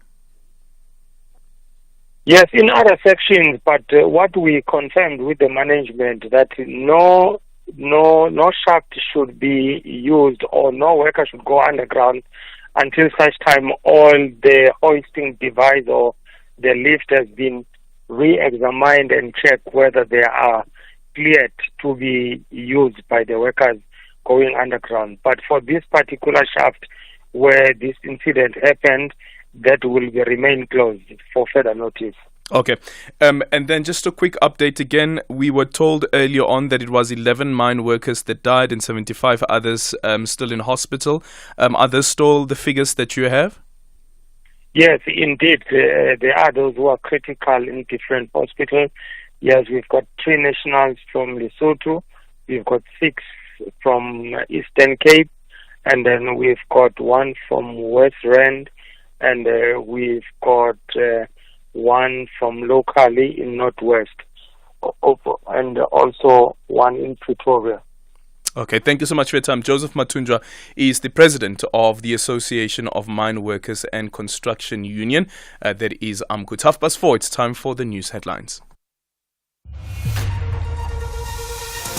Thanks, Aldrin. Good afternoon. For SFM News, I'm Mphosa Tole. In your headlines, Eskom says Stage 6 load shedding will be returning amid what it says are further unplanned outages at its aging coal-fired power stations. The power utility says in a statement that Stage 6 will be implemented from 8 in the evening up until 5 in the morning. In other news, AMCU President Joseph Mathunjwa has called for the amendment of the Mine Health and Safety Act so mining companies can be held accountable when incidents happen. Mathunjwa says today is a sad day for the mining industry as 11 workers died at Impala Platinum Mine's number 11 shaft. And the City of Johannesburg says they will be petitioning the Supreme Court of Appeals following the High Court in Johannesburg's dismissal of its appeal regarding the appointment of Floyd Brink as city manager. Brink was appointed by the Joburg Council in February of this year. Greg Hosts will have your full news bulletin at the top of the hour. SAFM, guiding you through the rush hour traffic. And how are the roads looking this afternoon, Rob? Well, good news. The N12 at Benoni, the pedestrian fatality coming into Snake Grove. That was driving in from Pitfontein. That scene is now being cleared, so the big backlog has moved through. Joburg's N1 South under a bit of pressure from Buccleuch down towards the Winnie Mandela Drive exit. Now, if you're leaving Durban on your way to Pietermaritzburg, truck is overturned, blocking the right lane just after the Hammersdale exit. So on your way through to Cato Ridge, watch some slowing traffic there. A crash at the top of Fields Hill, the M13 leaving Pinetown, heavily backed up. That traffic right back into the central Pinetown area as you line up towards the Kloof area. Also some congestion at Marion Hill Plaza. That is on the N3 driving in towards the central Durban area. Cape Town today, plenty of traffic on the N1 outbound. The queue starts at Baton-Truck in the CBD, goes over the elevated freeway and all the way really to about Plattercliff Hill before you're out of that. Rob Byrne, SAFM Traffic. This is SAFM Sports with Tuming Kapele. In your sports this hour, let's start things off with football. Mamelodi Sundowns coach Rulani Mokoena says that his side's character going forward will not change as they return to the DStv Premiership action. It's been 67 days since the Brazilians last featured in a domestic league game. Sundowns take on SuperSport United in a Tshwane derby tomorrow at Lucas Moripe Stadium as they now try to make up for lost time and play catch-up with 5 games in hand. It's difficult to speak about that because the reality is we just go one game at a time and we try to, in fact, not even one day at a time, one session at a time, one match at a time, and we try to win the day. You know, we try to make sure that whatever it is that we have to participate in, we do it to the best of our ability. And if it's a friendly game, we try to win the friendly match. If it's a small-sided game in the training, we try to win that, and that's the mentality we've tried to instill. In the meantime, SuperSport United coach Gavin Hunt says that he's relieved to be returning to Atteridgeville for tomorrow's clash. Remember, Matsatsantsa decided to move their home venue from Lucas Moripe to Polokwane, a conclusion that's compromised Hunt's side in the domestic schedule. We're in a tough group. We got 3 North African teams, but I think if you have a go at it, but I just have. If you look at SuperSport, what happened to them the last time, they almost got relegated, and they got to the final. I don't know if you remember that. I was with Eric, obviously talking about it now on the course, and he said, obviously, it's not easy, and you go for it on the continent, and then you suffer your domestic form, and that. Then in rugby, despite their poor start to the new season of the United Rugby Championship, Bulls fly half Jaco van der Walt insists that they're not underestimating the Sharks' threat ahead of the derby on Saturday. The two teams are in different halves of the table, with the Bulls looking for a 5th win in 7 games, while their visitors have only 1 victory in their previous 6. Van der Walt says that those results do not give the full picture of what the KZN side is capable of. The Sharks were unfortunate the last couple of weeks. You obviously have the results and stuff, but yeah, they're a good team. You can't underestimate the Sharks. They've got good individual players, so they're going to come out hard this week. And obviously, I know the running rugby is quite exciting rugby. So they obviously played well in the past weekend. So yeah, we're going to have to look. Obviously, we're going to have to look after that as well. So it's going to be a tough weekend this week. So yeah, we're going to have to be prepared for this week. In golf, world number 2 Rory McIlroy has beaten Tiger Woods to the PGA Tour's $15 million prize for generating the most media interest in 2023. McIlroy pipped the 15-time major winner to a top spot on the tour's Player Impact program. Woods won it back in 2021 and 2022 despite his injury-hit playing schedule. McIlroy takes top sport for the first time 2 weeks after saying something had to give when he resigned from the tour's policy board.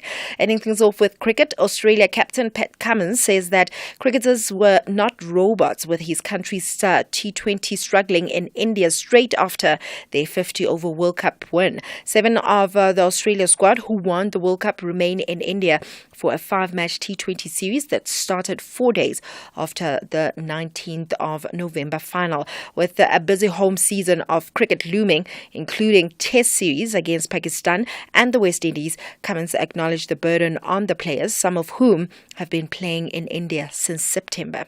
With that said, it's a wrap from my side for now. I'll have more in the next hour. For SAFM Sport, I'm Dumin Kapel. Economic news on SAFM. Facts and figures you can count on. And it's time for a market update with Maukwe Masilela, Chief Investment Officer at Maukwe Fund Managers. Maukwe, good afternoon. Welcome to the show. So let's look at Stefanuti stocks and also Delta Properties unaudited interims. Afternoon to you, Adrian, and to the listeners. Stefanati stocks, Adrian, due to the current market condition.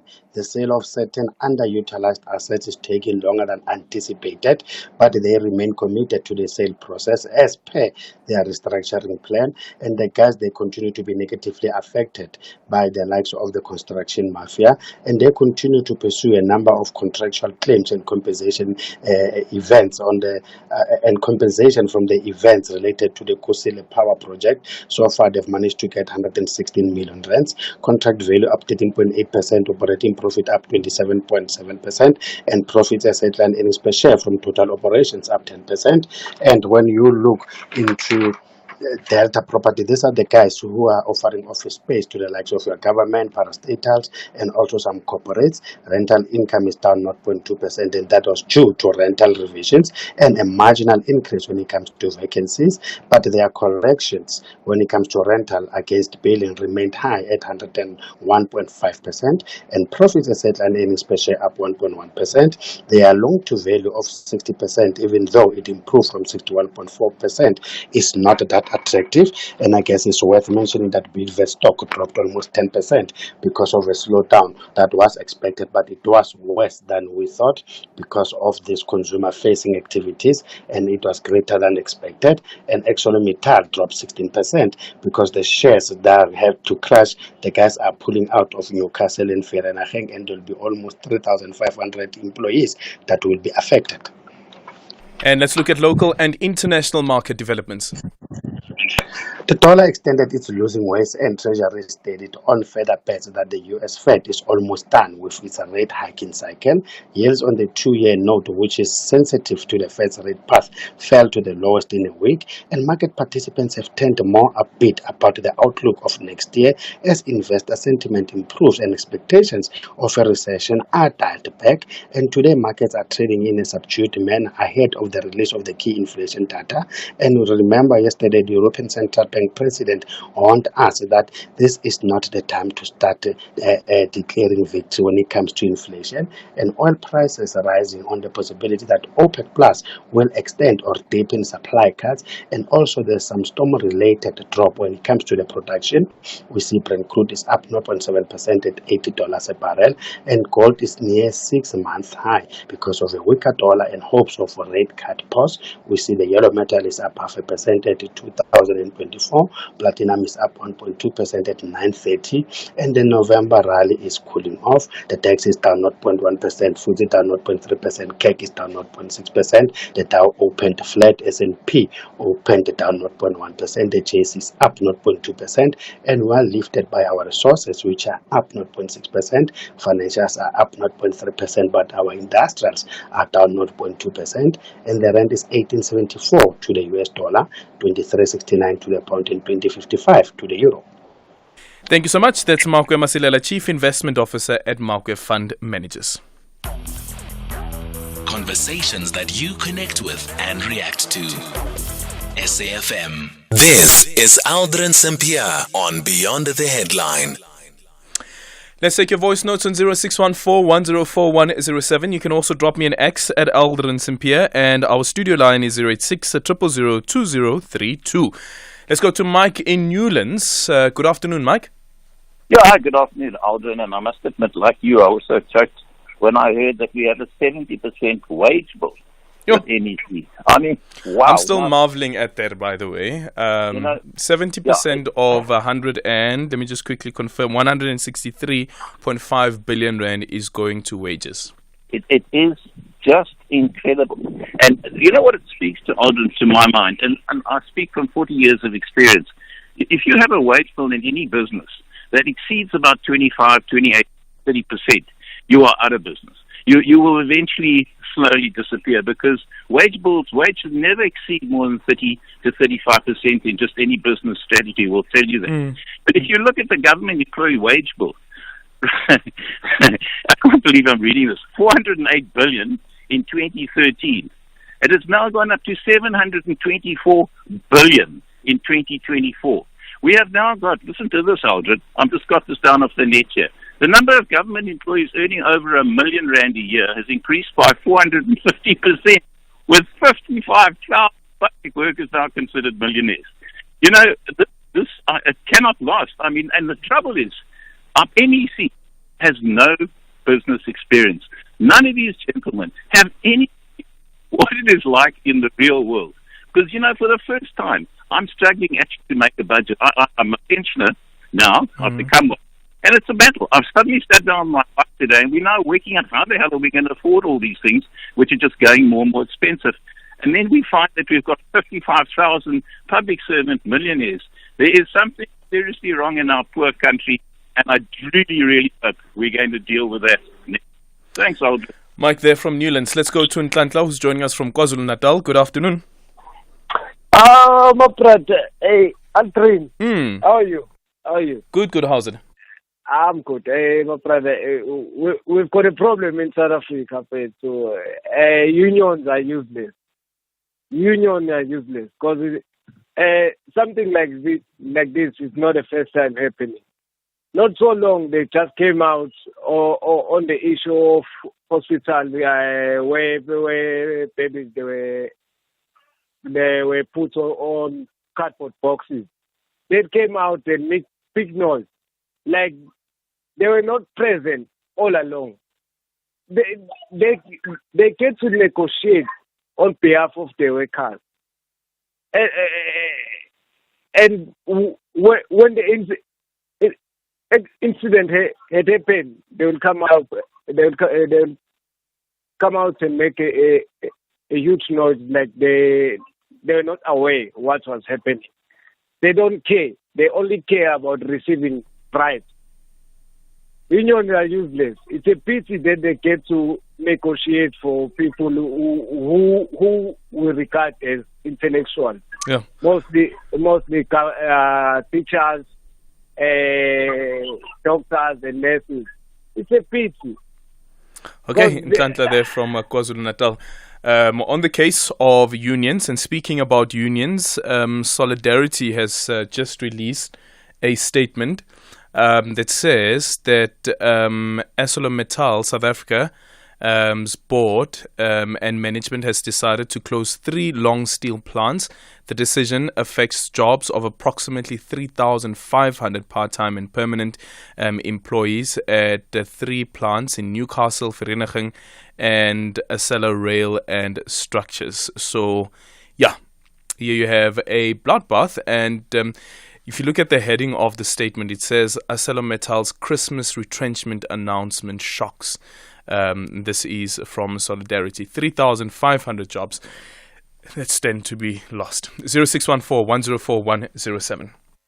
Good afternoon, Adrian. Good afternoon to the SAFM listeners. Adrian, if the allegation of the manipulation of the rents are true, then we are in trouble. It simply means that the banks can fraudulently manipulate the rents for their gains.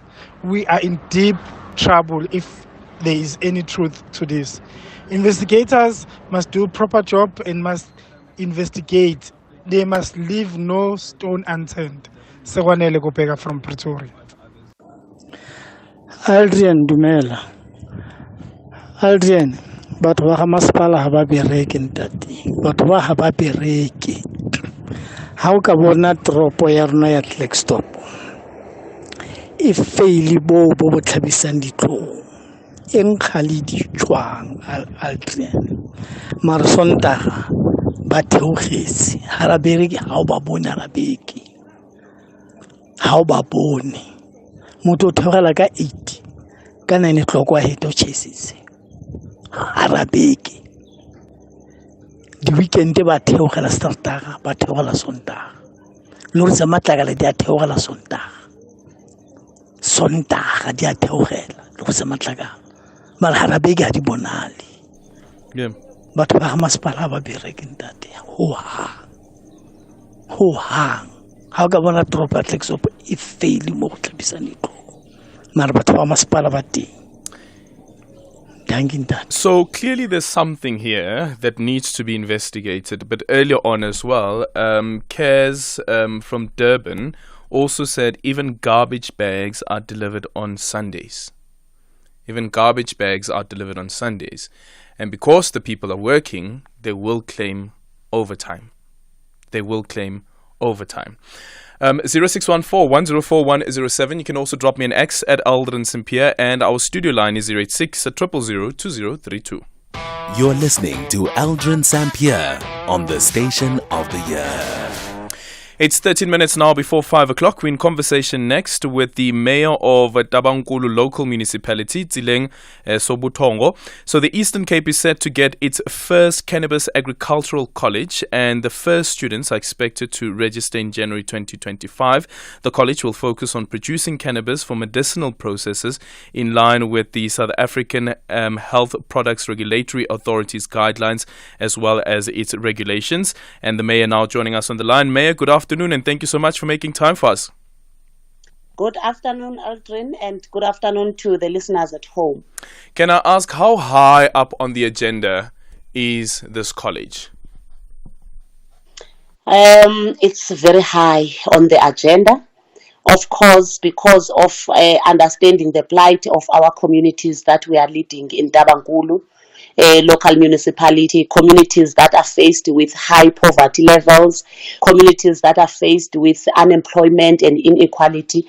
Definitely a project like this one, which is going to bring massive development in terms of skills development, and also because it's not going to be just a college, but there will be this element of processing the production that is in the space, be it maize and other products that are being planted in our space, but most importantly, this element of this cannabis crop, which is a crop that we believe that it's a game changer for us as Tabankulu, because we have indigenous growers that have been working on this, even though before it was not yet legalized. Even now, the legalities are still being discussed, but we are focusing on processing it for medicinal use, because that one already there is a green light. And that was the question that I was going to ask also, because you need to think about the potential market that is out there. The president has already spoken about the potential that the cannabis industry, with the billions that it would inject into our economy. But there's also this question around regulation and what the laws are currently saying. And then also the confusion, because some people actually think that cannabis use has been legalized in the country, when in actual fact it is for personal use, which has been legalized, but not necessarily the trading of it. Yes, we understand that very well. We have organized our indigenous farmers around this crop and always preached to them what is allowed and what is not allowed in relation to this crop. And someone must be asking him or herself the question of licenses and all of those things. That's why we entered into partnership with Ingwe TVET College, which is an institution that is already having that license.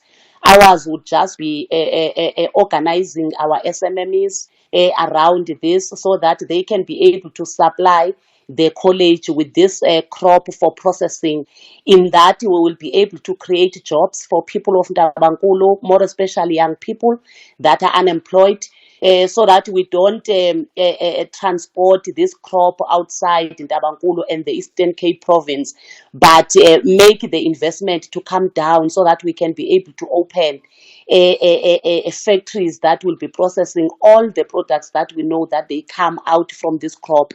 But in the meantime, our focus is on this agricultural college because it is giving us that element of processing this cannabis. And we are making very sure that we preach to communities what is allowed in relation to regulations that are regulating this crop, and as well as the issue of the importance of the use, because it's medicinal use now, where we see a potential for this crop to be able to stimulate our economy to create jobs. The president also in the State of the Nation address last year saying that unlocking the cannabis industry would mean that you create around 130,000 potential jobs that could be created. When it comes to the element, though, around investment, and I know that you touched a bit on it, but I'd just like to go in depth on it a little bit, because now that the country is moving towards legalizing cannabis, is that for years and for centuries perhaps even, our people, indigenous people specifically in the country, have been planting and growing cannabis and have sometimes even trade in cannabis illegally so.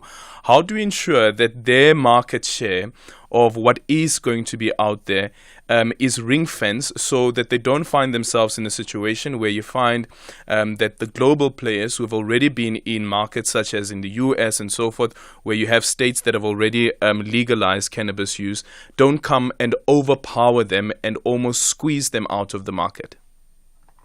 Thanks for that question, because where we started from as the municipality is a point where we said this is the crop that we must guard it with our lives to ensure that it doesn't escape us just like that, because it has a potential of assisting us to grow the economy and create jobs. And also the reason why we wanted this investment of this agricultural college, because we would understand the applications that are sitting there on the desk of the minister on a daily basis.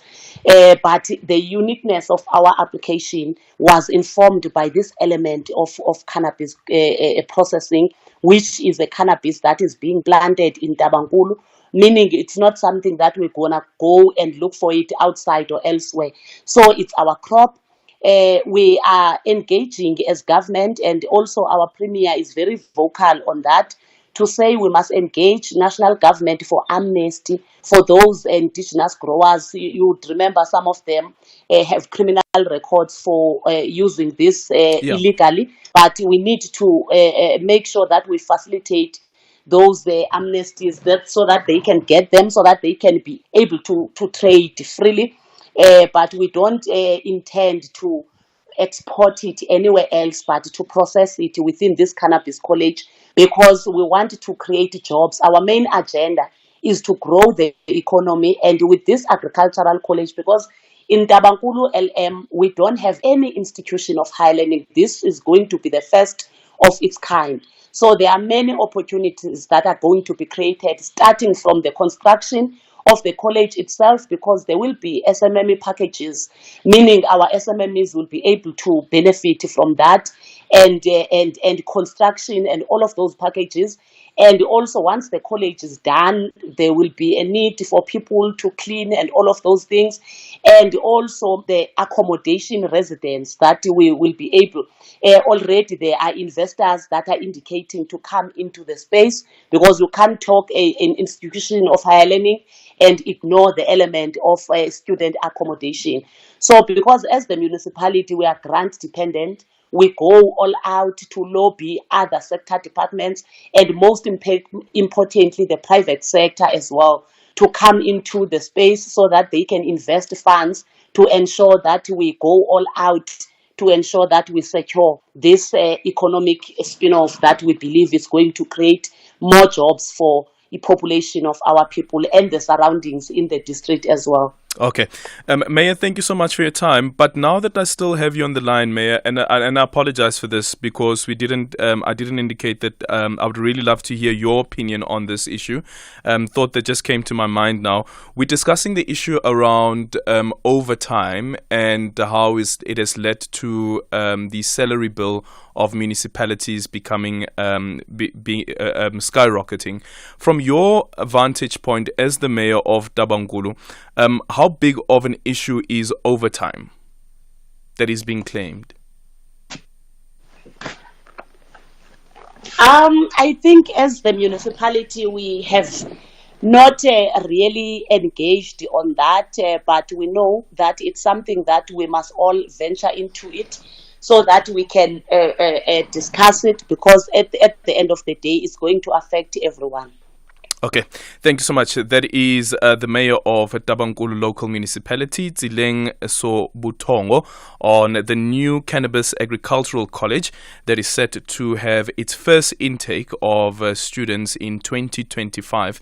And of course, it's based in the Eastern Cape. So it's the Eastern Cape's first Cannabis Agricultural College. 0614-104107. You can also drop me an X at Aldrin Sampear, and our studio line is 086 000 2032. #SAFMBTH. Hello, Aldrin. I totally agree with everyone with regards to the laziness of the municipal workers. It's unbelievable. If you can check in Bloemfontein, the town is so filthy. But wait until it's time for negotiations for the salaries. You will wonder, where are these people coming from? And there are a lot of people working for municipality, but in terms of work, they are nowhere to be seen. Hi, this is Mutsumi. Thank you. Hi, Aldrin. I think if you want to look into the issue of municipalities, look into this. Mayors are directly involved in the business of the running of the municipality. We know that mayors are political heads, but these guys are in the technical departments and running these things. So what do we expect to happen? The managers are politically aligned. No clue of what is happening there. What the workers tell the manager has to take, because they don't know what's happening. Good afternoon, SAFM, and to listeners. It's Sylvan Gumner from Durban. Aldrin, I'd like to pass my condolences to the families, that the mine workers who passed away in the lift tragedy. Just like to find out when somebody could tell us when was the last safety inspection or quality inspection done on that lift in that mine, and was the lift carrying the right amount of kilograms or the amount of people? Is there somebody verifying the weight in that lift for that lift to fall? Thank you. Yeah, so as Joseph Matundra did indicate that there was a report, that was a complaint or report that was given to the management around around issues with the belt itself, and then a service provider was then called in to actually look at the belt as well as the lift, and they gave the company the green light that they should go ahead. And that's the reason I was asking whether there could have been some level of oversight. And also, when you close down that particular shaft and you say that the elevator or the lift needs to be fixed, does that also not mean that you run the risk as the company of losing potential income that you could have been making while the lift is out of service? So that's one thing that you need to take into consideration as well. That could it be that the mine itself said, it's not that bad. It's not that bad. So let's just go ahead and continue using that particular lift. But now you have this incident that has now taken place. It's a tragedy. 11 people that have died. Let's see what the Department of Mineral Resources investigation will come back with and what their take is. And again, as Joseph Matundra has said, the issue around only issuing fines should be changed. The law should be changed to allow for criminal charges to be brought against the management of mines as well. It is 5 o'clock. It's time for the news with Greg Host. Good afternoon. independent and impartial. This is SAFM News. Good afternoon and thank you, Aldrin. In this news update, Stage 6 load shedding is back and Malawi to send thousands of youth to Israel. Good day to you. Eskom says Stage 6 load shedding will be returning amid what it says are further unplanned outages at its aging coal-fired power stations. Eskom says in a statement that Stage 6 will be implemented from 8 p.m. in the evening until 5 a.m. in the morning. Stage 4 will take place from 5 a.m. in the morning until 8 p.m. when Stage 6 will return overnight. This pattern of Stage 4 during the day and Stage 6 at night will continue until Saturday. The president of Mine Workers Union AMCU, Joseph Matunjwa, has called for the amendment of the Mine Health and Safety Act so mining companies can be held accountable when incidents happen at mines. He says today is a sad day for the mining industry as 11 miners died at Impala Platinum's mine at Rustenburg in the northwest. Matunjwa and his union's executives were at the affected shaft for a fact-finding mission into the incident, which also left 75 others injured. We still got a long way to go here in South Africa when it comes to mine health and safety. You will recall that AMCO has been making clearance calls in terms of amending of Mine Health and Safety Act because we felt strong that the current Mine Health and Safety Act does not bite. I mean, it doesn't change anything. The status quo still remain. Workers are still dying underground. No consequences to the owners of the mine. City of Johannesburg says they'll be petitioning the Supreme Court of Appeal following the dismissal of its appeal by the High Court in Johannesburg regarding the appointment of Floyd Brink as the city manager. He was appointed by the Joburg Council in February. However, in May, the DA launched a court application against his appointment, arguing he didn't meet the minimum requirements of the job specifications. The court ruled in the DA's favour and found that the process to appoint Brink was procedurally flawed. City spokesperson Emily Mandlisina Masi. With reservations and established bias in the matter, it was the considered view of the city that the independence of the judiciary to act with discernment and fairness must be given due opportunity and respect. However, the city is now convinced more than before that such optimism was misplaced given the repeated failure of the High Court to reasonably assess and pronounce on the legal matters before it. The city has thus taken the decision to petition the Supreme Court of Appeal in order to get the matter considered and heard in a higher court, and the city remains confident that a higher court may come to a different conclusion based on the legal facts and arguments on this particular matter. Gauteng Finance MEC Jacob Momobolo says the province has been able to collect revenue of 32 billion rand in the current financial year. The province says it plans to explore several revenue-increasing measures, including the introduction of new tax-flexible casino regulations and the establishment of a state-owned bank. The MEC delivered the province's medium-term budget policy statement in the provincial parliament.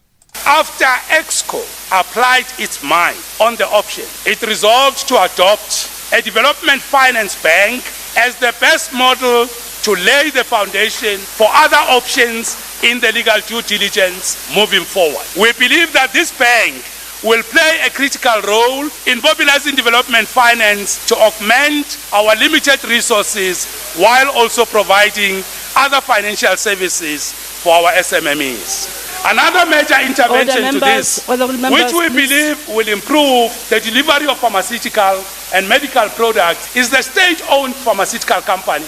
Malawi's government's announced plans to send 5,000 young people to work on Israeli farms, despite criticism for sending 221 young people to the country last weekend. The country's information ministers defended the move, saying it was part of the government's ongoing program of providing employment to young people locally and abroad. A Malawian opposition leader bashed the government yesterday during an interview with the BBC, accusing it of endangering Malawians by sending them to a country at war.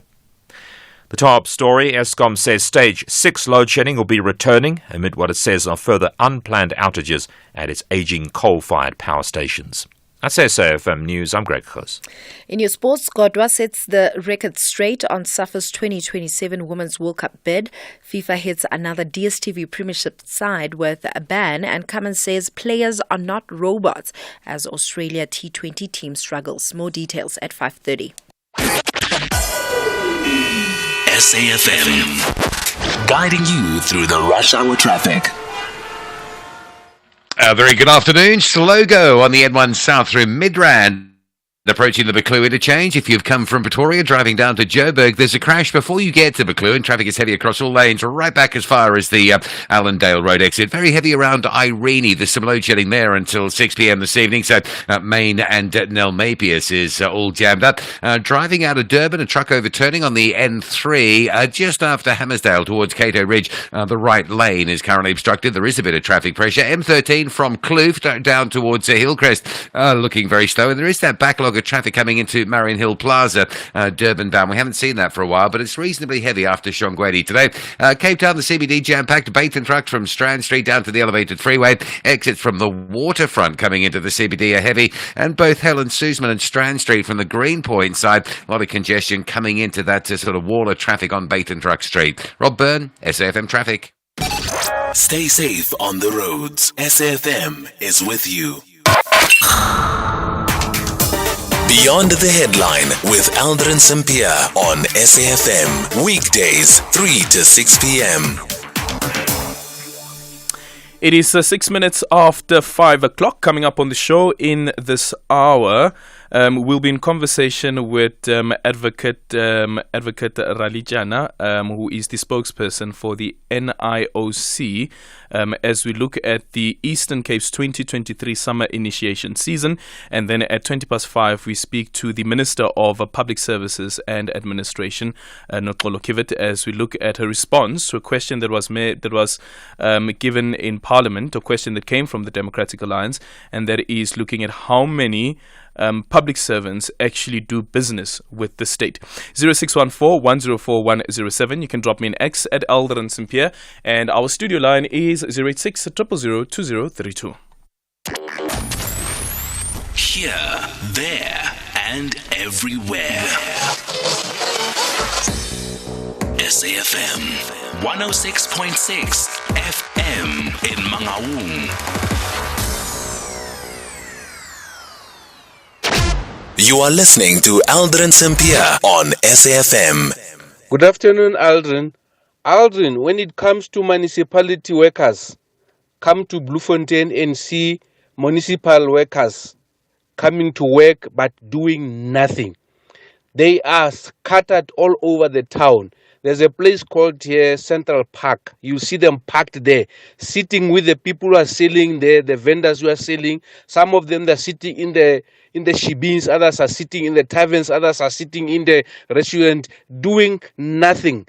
The town is so dirty. But when it comes to overtime, they fight, even they burn the places down because they want to be paid overtime for not working. They're not working. The municipality workers, and I blame their union. Thank you. Good afternoon, Aldrin. This is GS Mospacey. Aldrin, there's no control in municipalities because the employees or the workers are incompetent people who are parachuted, comrades who are parachuted into departments, and that is why there's no control over them, because they are comrades, they are card-carrying comrades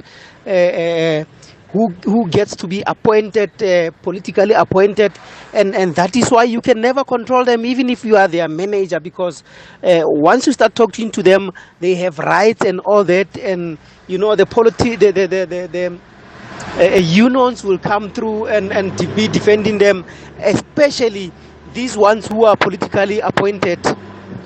Thank you. This is GS Mospacey. Hello, Aldrin. I'm anonymous in KZN. I'm a school principal. Can you kindly invite Ma'am Angie, the Minister of Education, to your show, or the spokesperson? But it would be better to speak to the Minister directly. We are having a problem of funds in KZN. We haven't received funds, and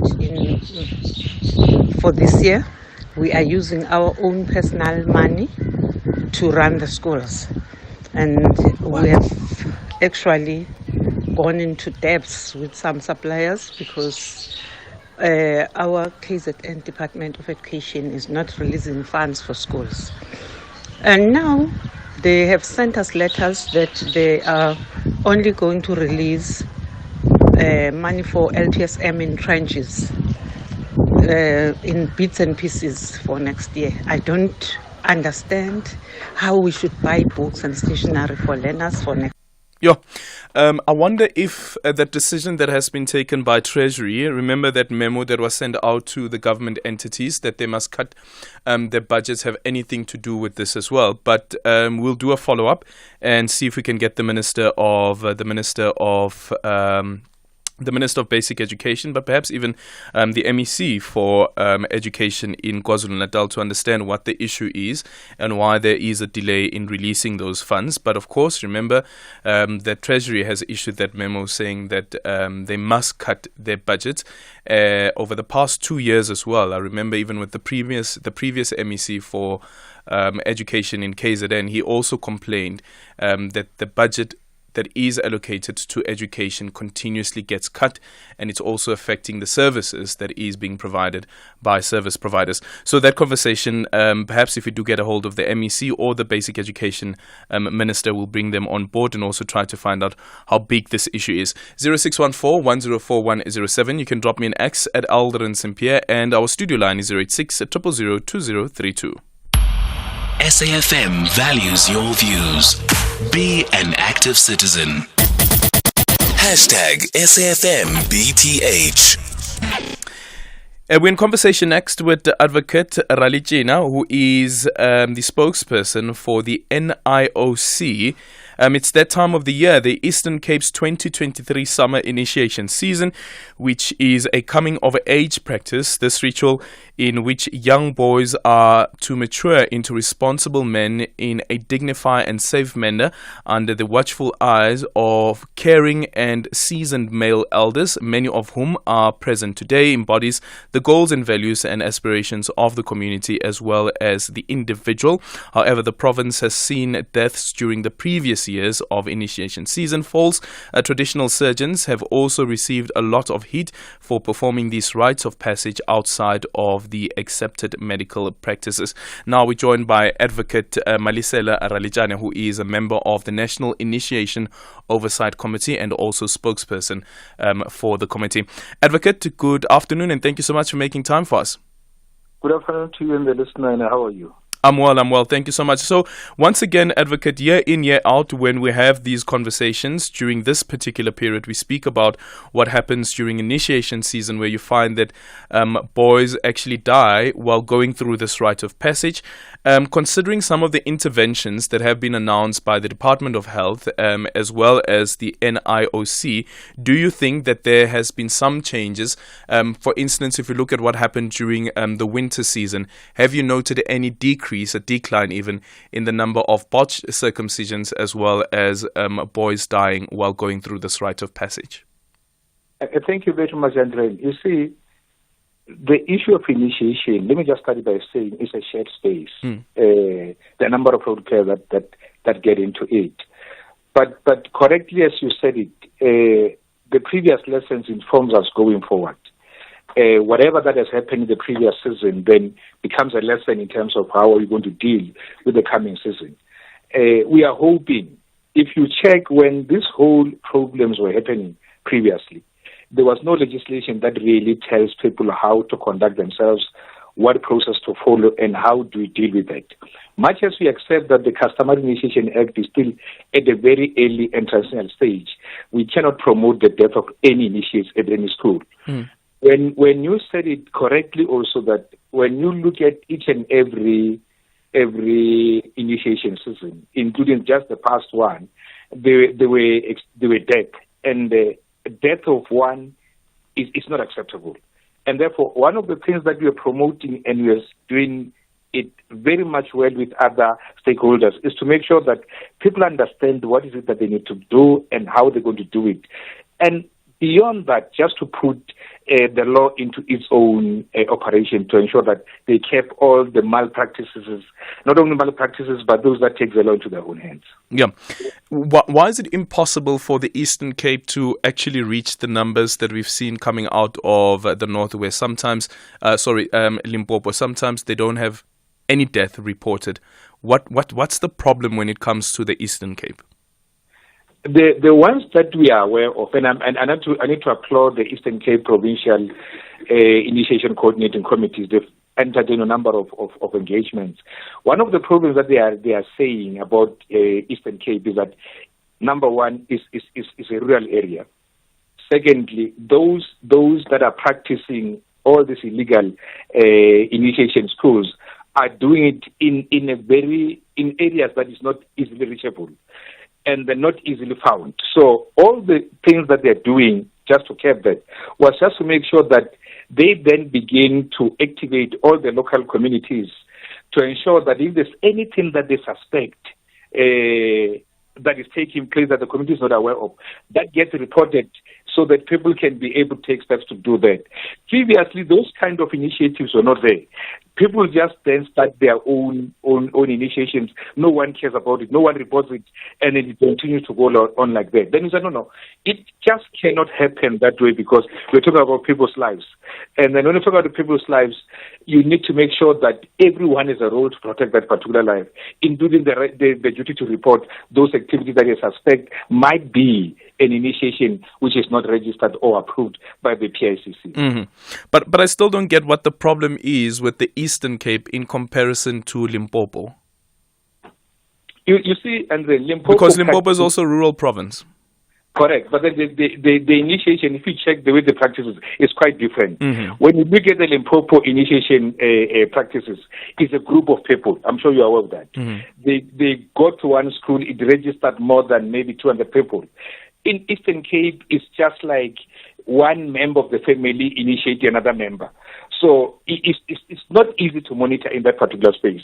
Whereas the Limpopo one, if in this kingdom they got initiation, so all those people that are going to attend, they're in one space. If there are 500, there are 500 in one space. You know how to monitor it, you know how to play your role. Whereas if it's just an individual family issue, registering a religion as initiation here, initiating my own son, for example, nobody might not be aware that I'm doing that kind of environment. Hence, you are saying, let's activate communities so that if they suspect each and everything, anything that they suspect might be an initiation, they report that. That is the only way in which we can curb this kind of a thing. Because the real problem is that it's not practiced the same way as it's done in Limpopo with a group of people. It's more individual or 2 or 3 people. Yeah, but here's the other thing, though, about that is that government has made it clear that the surgeon needs to be registered. So why is it that we find that there are surgeons in the Eastern Cape who are going about this surgery without a license to actually do so? And sometimes even you find that they don't even have an operating license to have the school. You're correct. Remember, it's not only the Eastern Cape problem. Yeah. It might be a rise in Eastern Cape. Is a problem everywhere. The history of the initiation, Andrew, you know it. It comes from, it predates the democratic dispensation. It was unregulated. So people used to do things the way they are. And when you introduce the law into that space and without delivering the right messages in terms of educating them about the law, they will still continue to do things the way they are used to be done, which is the phase that we are changing. We are saying you cannot continue to do something outside the law when the law defines what needs to be done, because South Africa is a country of laws. Therefore, every law is meant for its own purpose. The customary initiation is just to keep those that are actually doing that process the way they want to do it outside the law itself. So it's not an easy task, but you're hoping one day you're going to win that battle against those that think that the law cannot bind them in terms of taking these steps to do the initiation. Let's just quickly take this call, Advocate, from Anonymous, who's joining us from Matatiele. Good afternoon. Good afternoon, how are you? Good. I'm good. I'm from Eastern Cape in Matatiele, particularly Matatiele. You see, I disagree with this person when he says now it's from like in Eastern Cape. You see, I'm from Matatiele. It's not that we don't have deaths, but we do have less number of deaths. But yes, one death is too many. But we are trying to control it in such a way that there is no death. Because what we do, we group together in one place, which is approved by the chief. And each and every man of the village who has undergone that passage take responsibility. The mistake that they are doing around the Mthatha and everything, anyone who thinks that they can just make an admission in school, they just wake up and do it without following the proper procedures. That is the problem that is happening around Mthatha in all those areas. But come to Mount Fletcher, Matatiele, let's take straight. You will see what we are talking about. Right now, We are having, I think, now on the mountains about plus minus 500 initiates that are already up on the mountains. Taking January this year, you will see. Okay. You'll see what I'm talking about. Thank you so much, Anonymous. Advocate, your response to that? Look, Andre, I'm excited to hear that, because you see, one of the things that we're encouraging is that people of the same culture, they need to learn from each other. I mean, it can't be good that only Madadele people get saved, but then Umtata something is happening, and then we separate the two. I would have encouraged the caller to say that because they understand, even the chief is the key role player in the initiation, that they then begin to engage with those that they think are not doing things right, to help us. All of us, to make sure that we save lives in this regard. So I'm excited to hear that, because it's an encouraging statement to say that if we really bring all the people together in one province, practicing the same culture, they might learn from each other and change the situation the way it's supposed to have been changed and save lives. Just a final one, Advocate. I sometimes wonder, because I've been covering the story about initiates dying on the mountain, I think for the past 10 years now, and every year you have boys that are dying in hundreds of numbers. I think the last figure was around 700 that have died over the past 10 years, if I'm not mistaken. And I wonder that if these were girls who were dying in these particular numbers, would we have had this particular response as well? Or would there have been some level of urgency, a level of focus that says that these are our people, our children who are dying on the mountain, so we need to make sure that we come out of this initiation season with absolutely no one dying? Look, Andre, and I'm sure you are aware that life is life, whether a girl or boy, life is life. And therefore, I'm saying, in short, that the response was supposed to be the same, because we are saving life, not a particular gender. Mm-hmm. But what you are saying also is important, because one of the things that we are beginning to look into, and you haven't had, this Customary Initiation Act applies both to males and females initiation practices. And most of the time, I don't think you ever heard that there was a death of a female initiate. And the question that you need to be asking yourselves, rightfully so, is that what is it that they're doing good that the male initiation practice is not doing good? So how do we learn from those that are practicing female initiations that saves lives, and then informed that practice? I know that there might be differences in terms of how things goes, but there must be a common thing that should actually unite us in terms of making sure that the lives of those that goes to initiates come back safe, because these are our children in any way. Because at the end of the day, all lives do matter, including that of boys. Thank you so much for your time. That is Advocate Ralichana, who is the spokesperson for the NIOC. The only talk radio afternoon drive show that makes sense. Beyond the Headline with Aldrin Sampear, right here on SAFM. It's 23 minutes after 5 o'clock. We're in conversation next with Isaac Kabini, who is the Director of Monitoring and Evaluation, Oversight and Interventions Management at the Department of Public Service and Administration. So the Minister of Public Service and Administration, Xolo Kivit, has revealed that hundreds of government employees are conducting business with the state. The Public Administration Management Act prohibits officials from conducting business with the state. The Minister said some of the cases are still under investigation. Isaac Kabina now joining us on the line. Isaac, good evening. Thank you so much for making time for us. Good evening, Adrian. Okay. Let's look at the figures. From after the question was asked to the minister, what is it that the department was able to find from its database and also from the research around how many public servants are doing business with the state? Okay, maybe to provide context to the question, as the DPSA monitor the implementation of the prohibition of public service from conducting business with the state.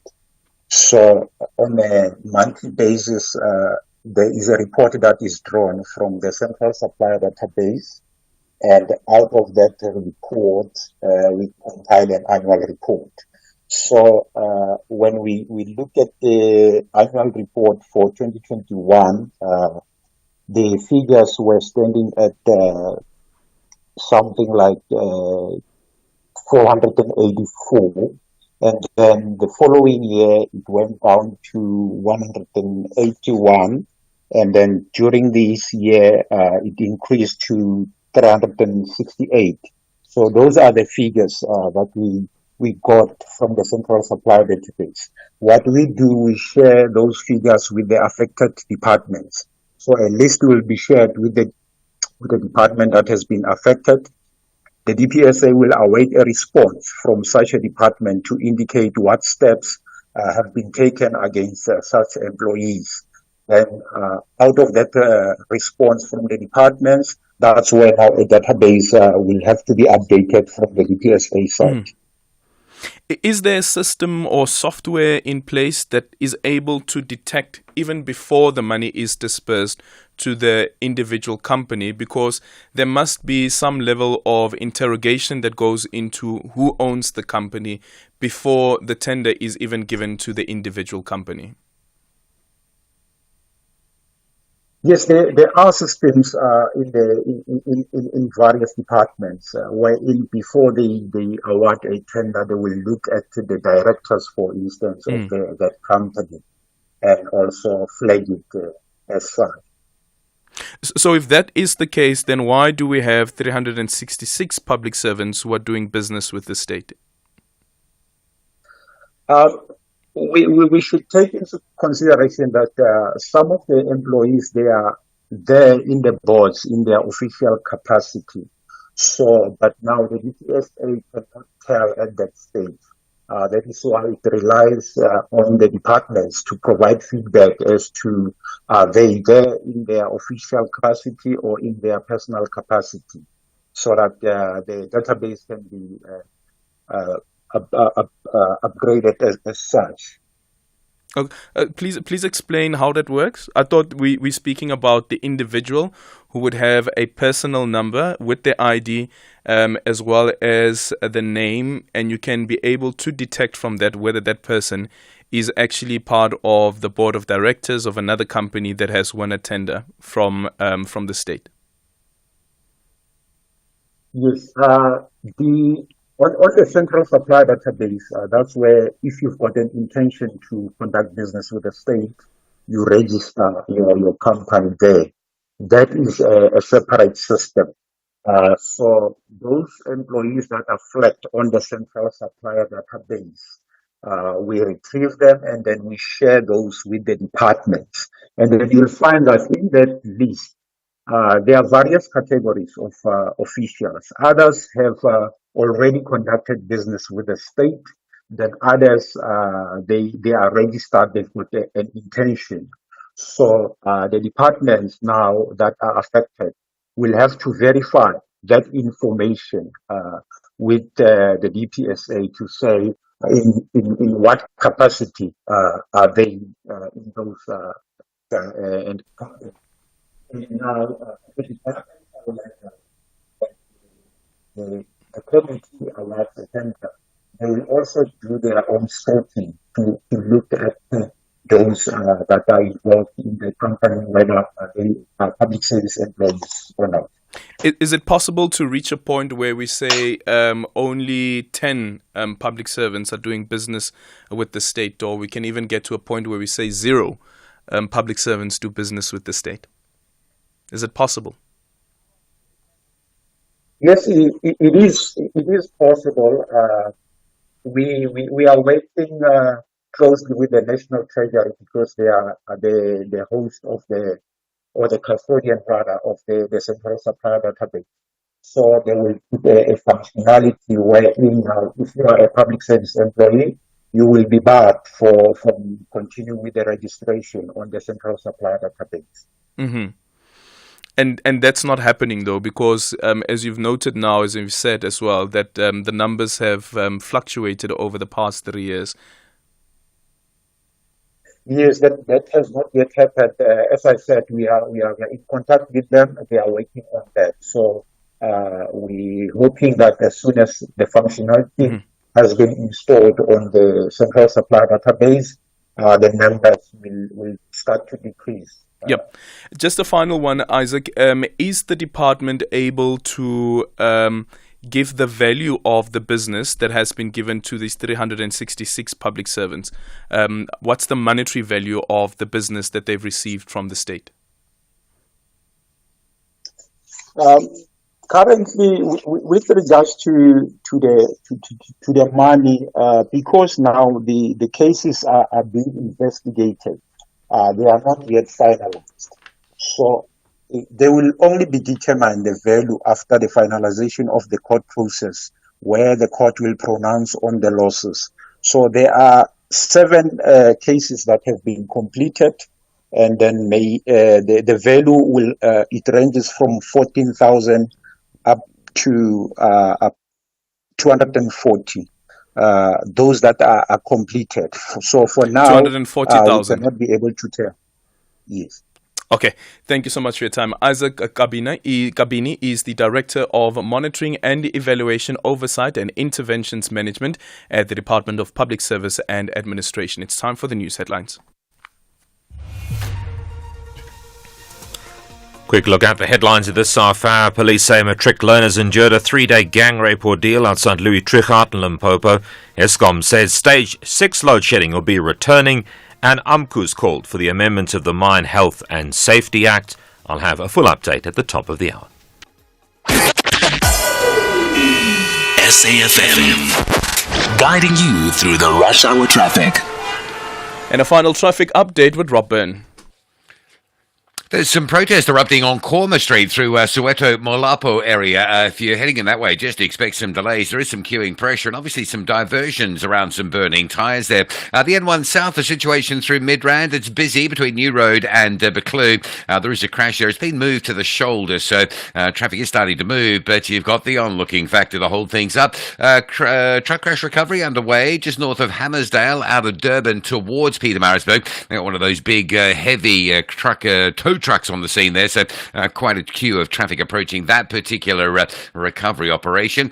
Cape Town today, very slow getting out of the Montague Gardens area, Montague Drive down to Bosmansdam, and Bosmansdam from Sandrift all the way through Summer Greens towards the N7 is very heavy, and a lot of congestion around the western side of the CBD. Baton trucks all backed up towards the elevated freeway. You've got some real localised congestion in the CBD, including exits from the waterfront, Helen Suzman coming in, and Strand Street coming in, both of those routes from Greenpoint towards the CBD, very heavy. Rob Byrne, SAFM Traffic.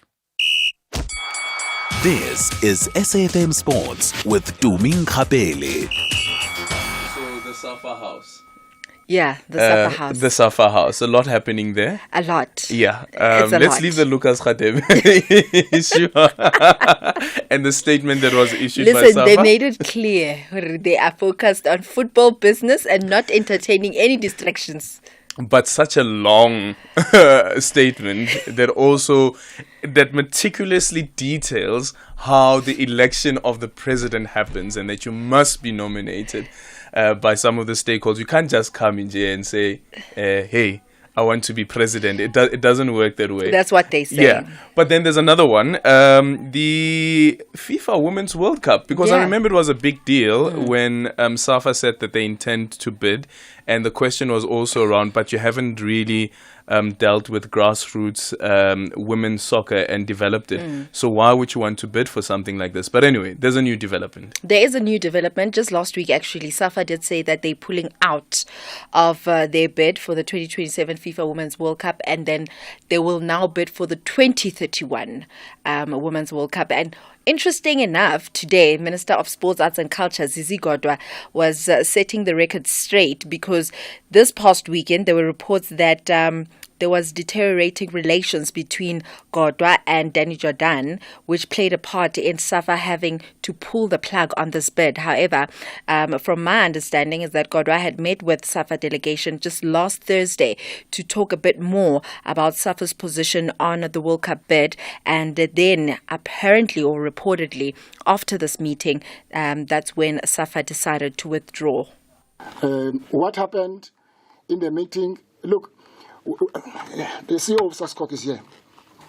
When I meet the deputy minister is here, the officials of the department, I don't meet friends. I meet people who are expected to work. And I engage you on the basis of your work. So that is who am I. So if one can read that as what you call it, the boxing or what? So I don't think there was a boxing, but as a minister responsible who must go to cabinet, because none of the people who were in the meeting on Thursday would be in cabinet when I explain these things. And cabinet is tough, especially when it comes to money. Our cabinet start with the president. The answers that comes from the president, I ask tough questions. Why? Where will the money come from? So if I don't get answers, I don't understand. I will not go to cabinet. Just to embarrass myself. Thank you very much. I was actually listening to his speech today where he was just explaining about some of the things that they've achieved as a department. One of the things he said was that, listen, us as the department, we've always supported SAFA and we just respect their decision. Did he speak about the relationship though? No. He just spoke about this bid. It's unfortunate that they pulled out and they withdrew. But yeah, they supported them nonetheless.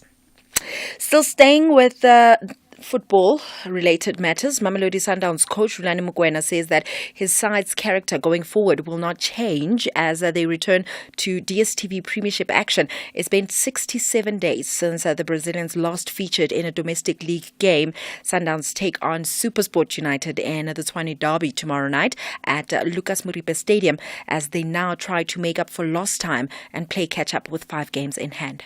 It's difficult to speak about that because the reality is we just go one game at a time and we try to, in fact, not even one day at a time, one session at a time, one match at a time, and we try to win the day. We try to make sure that whatever it is that we have to participate in, we do it to the best of our ability. And if it's a friendly game, we try to win the friendly match. If it's a small-sided game in the training, we try to win that, and that's the mentality we've tried to instill.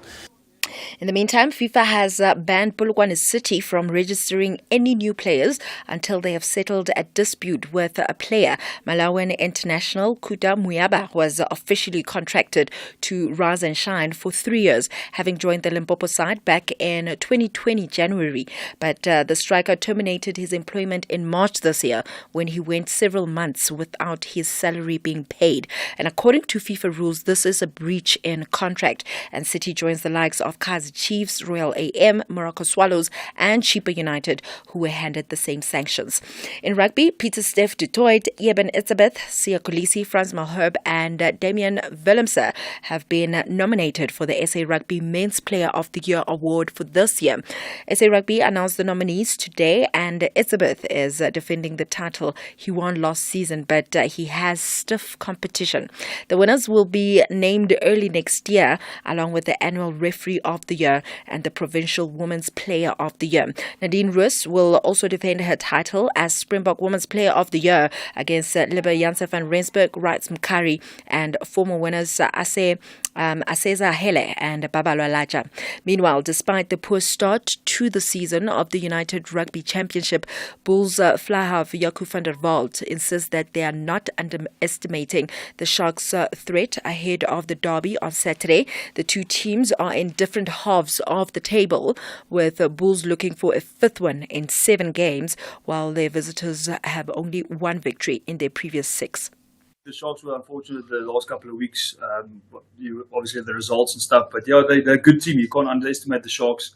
They've got good individual players, so they're going to come out hard this week. And obviously, I know the running rugby is quite exciting rugby. So, they obviously played well in the past weekend. So, yeah, we're going to have to look, obviously we're going to have to look after that as well. So it's going to be a tough weekend this week. So, we're going to have to be prepared for this week.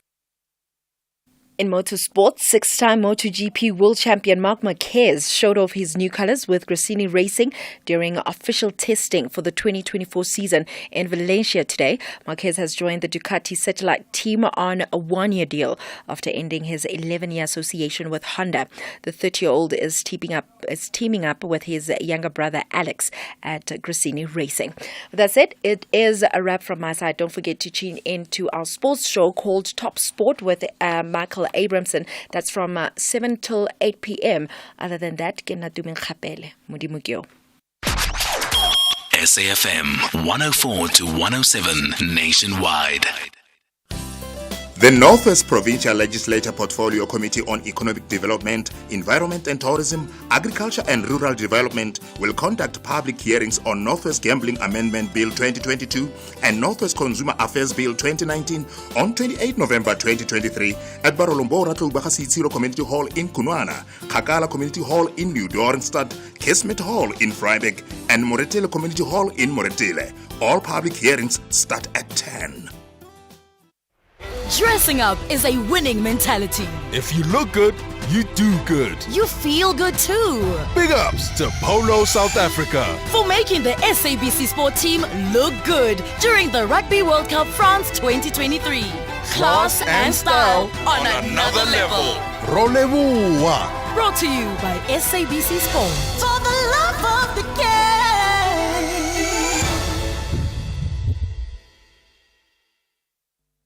SAFM invites you to tune in for our inaugural public lecture, delivered by the former Chief Justice Mogoeng Mogoeng. This is an opportunity to use this privilege for the advancement of the cause of justice, because there is so much more that still needs to be done out there.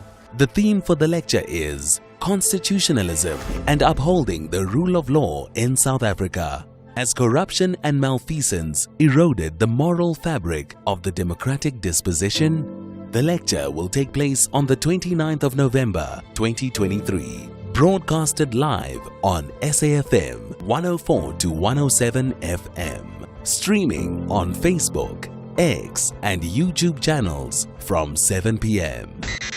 SAFM, leading the conversation.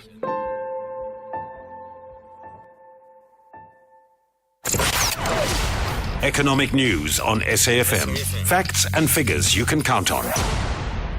Well, and let's look at what's happening on the markets with a MoneyWeb market update with Jimmy Moya. Jimmy, good evening. Welcome to the show. What's coming up?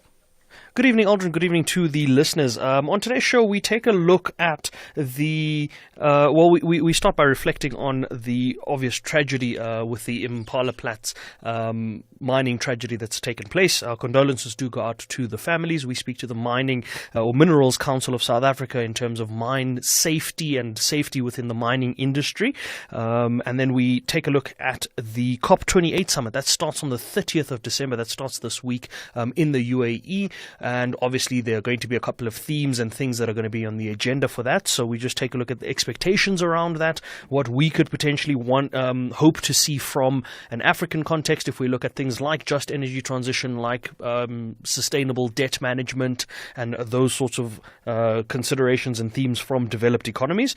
We also take a look at the Black Friday sales that took place. So we look back on Black Friday and Cyber Monday and just look at how much people spent, where they spent the money. We do a bit of digging into what some of the trends may have been. Has it been the same Black Friday as in the past? And what consumers are generally feeling from a sentiment point of view around this time around for Black Friday. And then because it is Tuesday, we do take a look at our property feature. And on today's property feature, we look at what you need to consider before listing or before getting your first Airbnb. So we speak to a property specialist around some of the considerations that go into the planning process, that go into identifying the particular project that you want to use or the particular property that you want to use, and just see what the mechanics are in terms of getting your first Airbnb off the ground.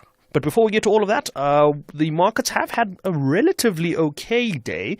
I think with the exception of the Rand, obviously the Rand showing some slight weakness. But we've had Henku Creer keeping an eye on the markets for us throughout the day, and he's going to give us a quick wrap of what's been happening there. Good afternoon, Henku. Thanks so much for keeping an eye on the markets for us. Gold, I noticed, is up and maintaining above that $2,000 an ounce level. What else happened?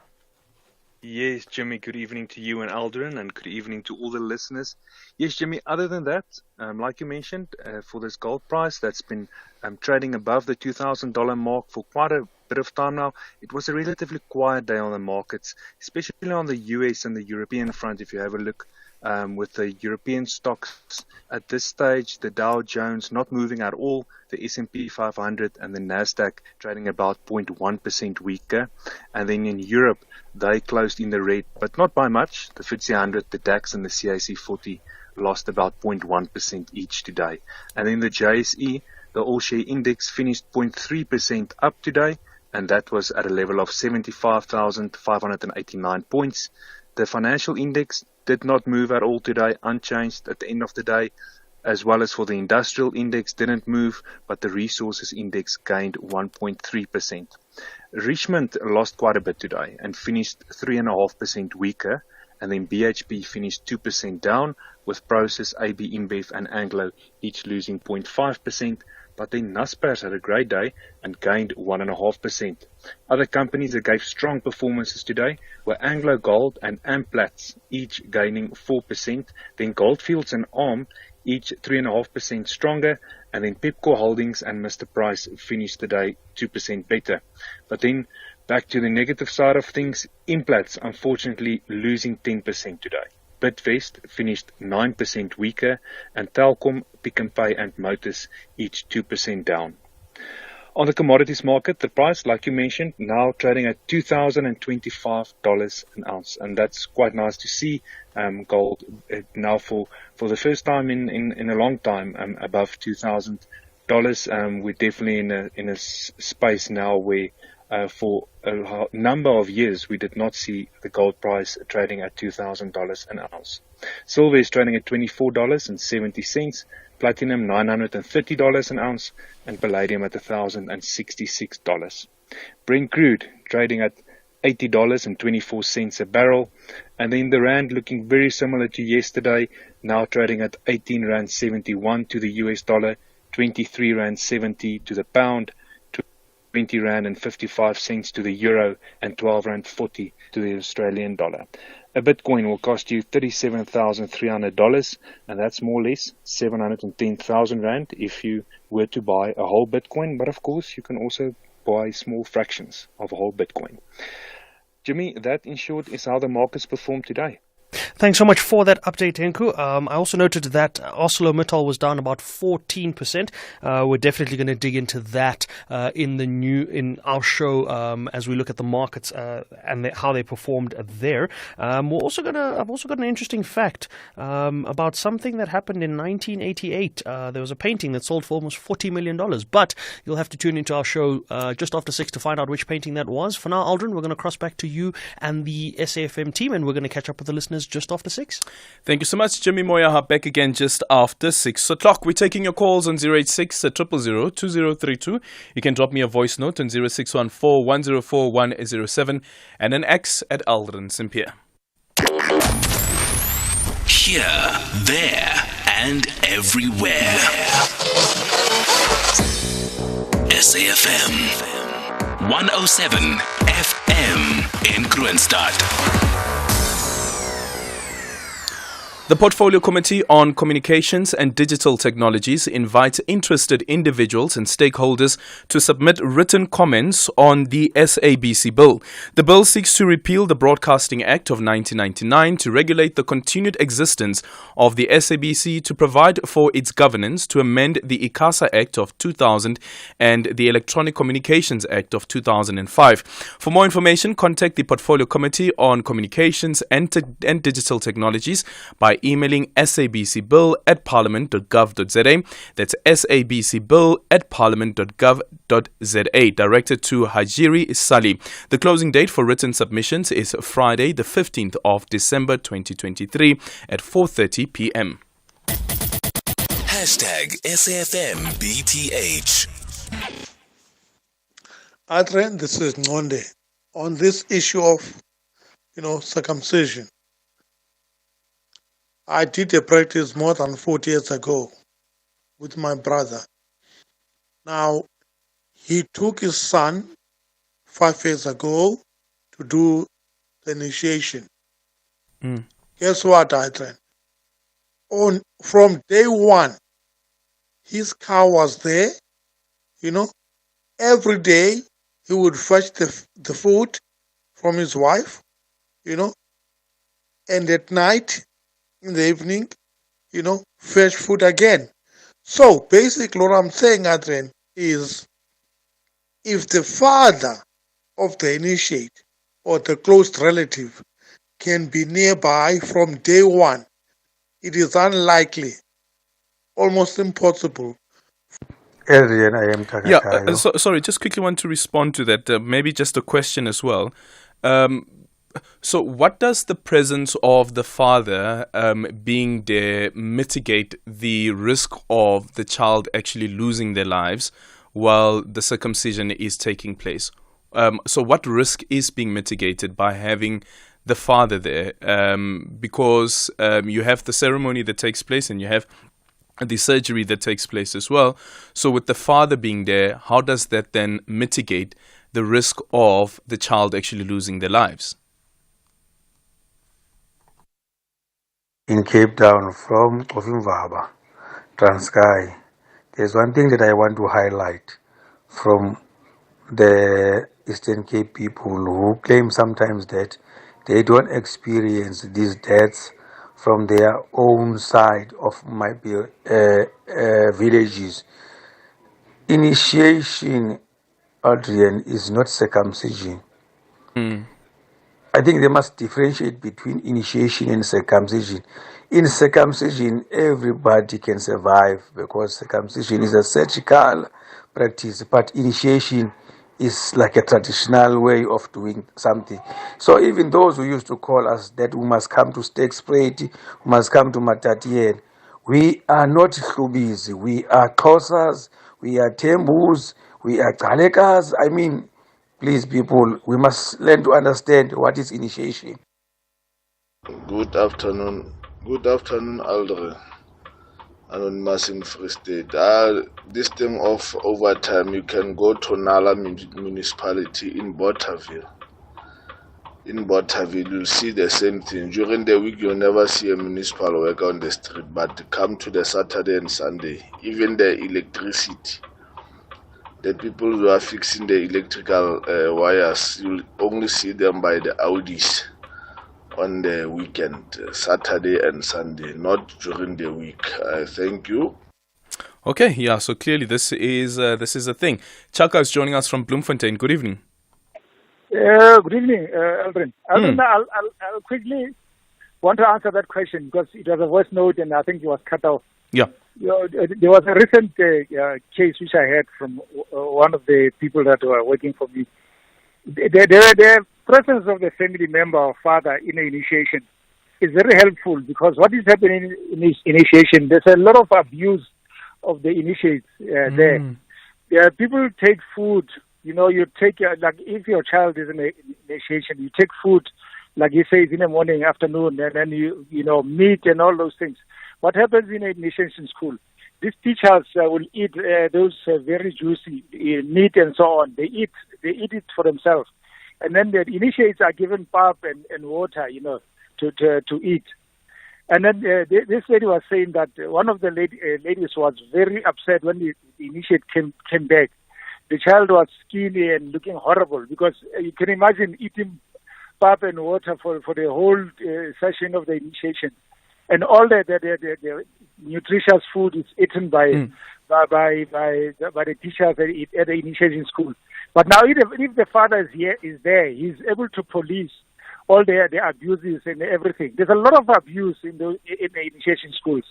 So I wonder then, could it be the abuse actually that is behind the deaths? So what the boys are subjected to actually, in the pressure that they are put under, and considering that some of them, sometimes it happens as well, that they are not in a healthy state actually to be circumcised, but then do go ahead with the initiation, or rather with the circumcision and initiation because of peer pressure. Because of peer pressure, and the other things as well, as I say, the abuse itself. And the fact that they are subjected to beatings, I suppose because there's that thinking that in order to make them men who are tough and so on, they are subjected to severe beatings and so on. Some of them will die from that. Hunger, beating, and general abuse, living under very terrible conditions. Yeah. I've heard about the dehydration. That's a preparation. Yeah, the men are not being prepared to be men. The whole system of initiation must really be abused. The Jews do initiations, modernize their initiation. But it's high time we modernize our initiations, and then intellectuals they take over the initiations, not as mere people from the street who subjected the initiates to those terrible conditions. Thank you there, Chaka. And what does it look like? What does modernizing the initiation process, the rite of passage, what does it look like? What would be happening? There has been an element around the formalization of it, and henceforth you now have what we call the illegal initiation schools. Before you didn't have that, and now also the surgeons need to have a certificate that says that they are a recognized surgeon, and they can go ahead with the circumcision of the initiates that will be on the mountain. But what does modernizing it further look like? Because you have hundreds of boys who die every year and are still asked the question that if it was girls that were dying in such numbers, would we have had such lackluster response? Because that's the feeling that I'm getting from it. It's a lackluster response. Sure, there's the argument that is said that we are dealing here with a constitutional right, which means that our cultures and the practices that we engage in must be respected. But there's also another constitutional right, and that is the right to life. It is the right to life. The right to life to such an extent where we have gone as far as saying that a person who kills and murders another person intentionally so will not be killed, will not be sent to the gallows to be hung. That's how important life is seen. But what about the lives of these boys who go to these mountains year in, year out? We've come to the end of our voyage. Thank you so much for choosing Flight SAFM BTH 326 with me, Aldrin Sampear. Today we are playing out with Mafigi Zola featuring Simi Mamezala, and our parting shot is from Lisa Schools, who once said, "I believe that no matter what situation in life you find yourself, there is room for you to take control of little things, which ultimately adds up to big things." And Leonard is reading our credits this evening. Here are the credits for the BTH team. Behind the mic is Aldrin Sampear and Tumi on the sport desk. The production team is Temba, Amandla, Vusani, Tumelo, and Lundi. Have a good day. Leonard from Maritzburg. Aldrin Sampear on Beyond the Headline. And remember to love each other and lead with compassion. Totsiens. Enjoy the rest of your evening.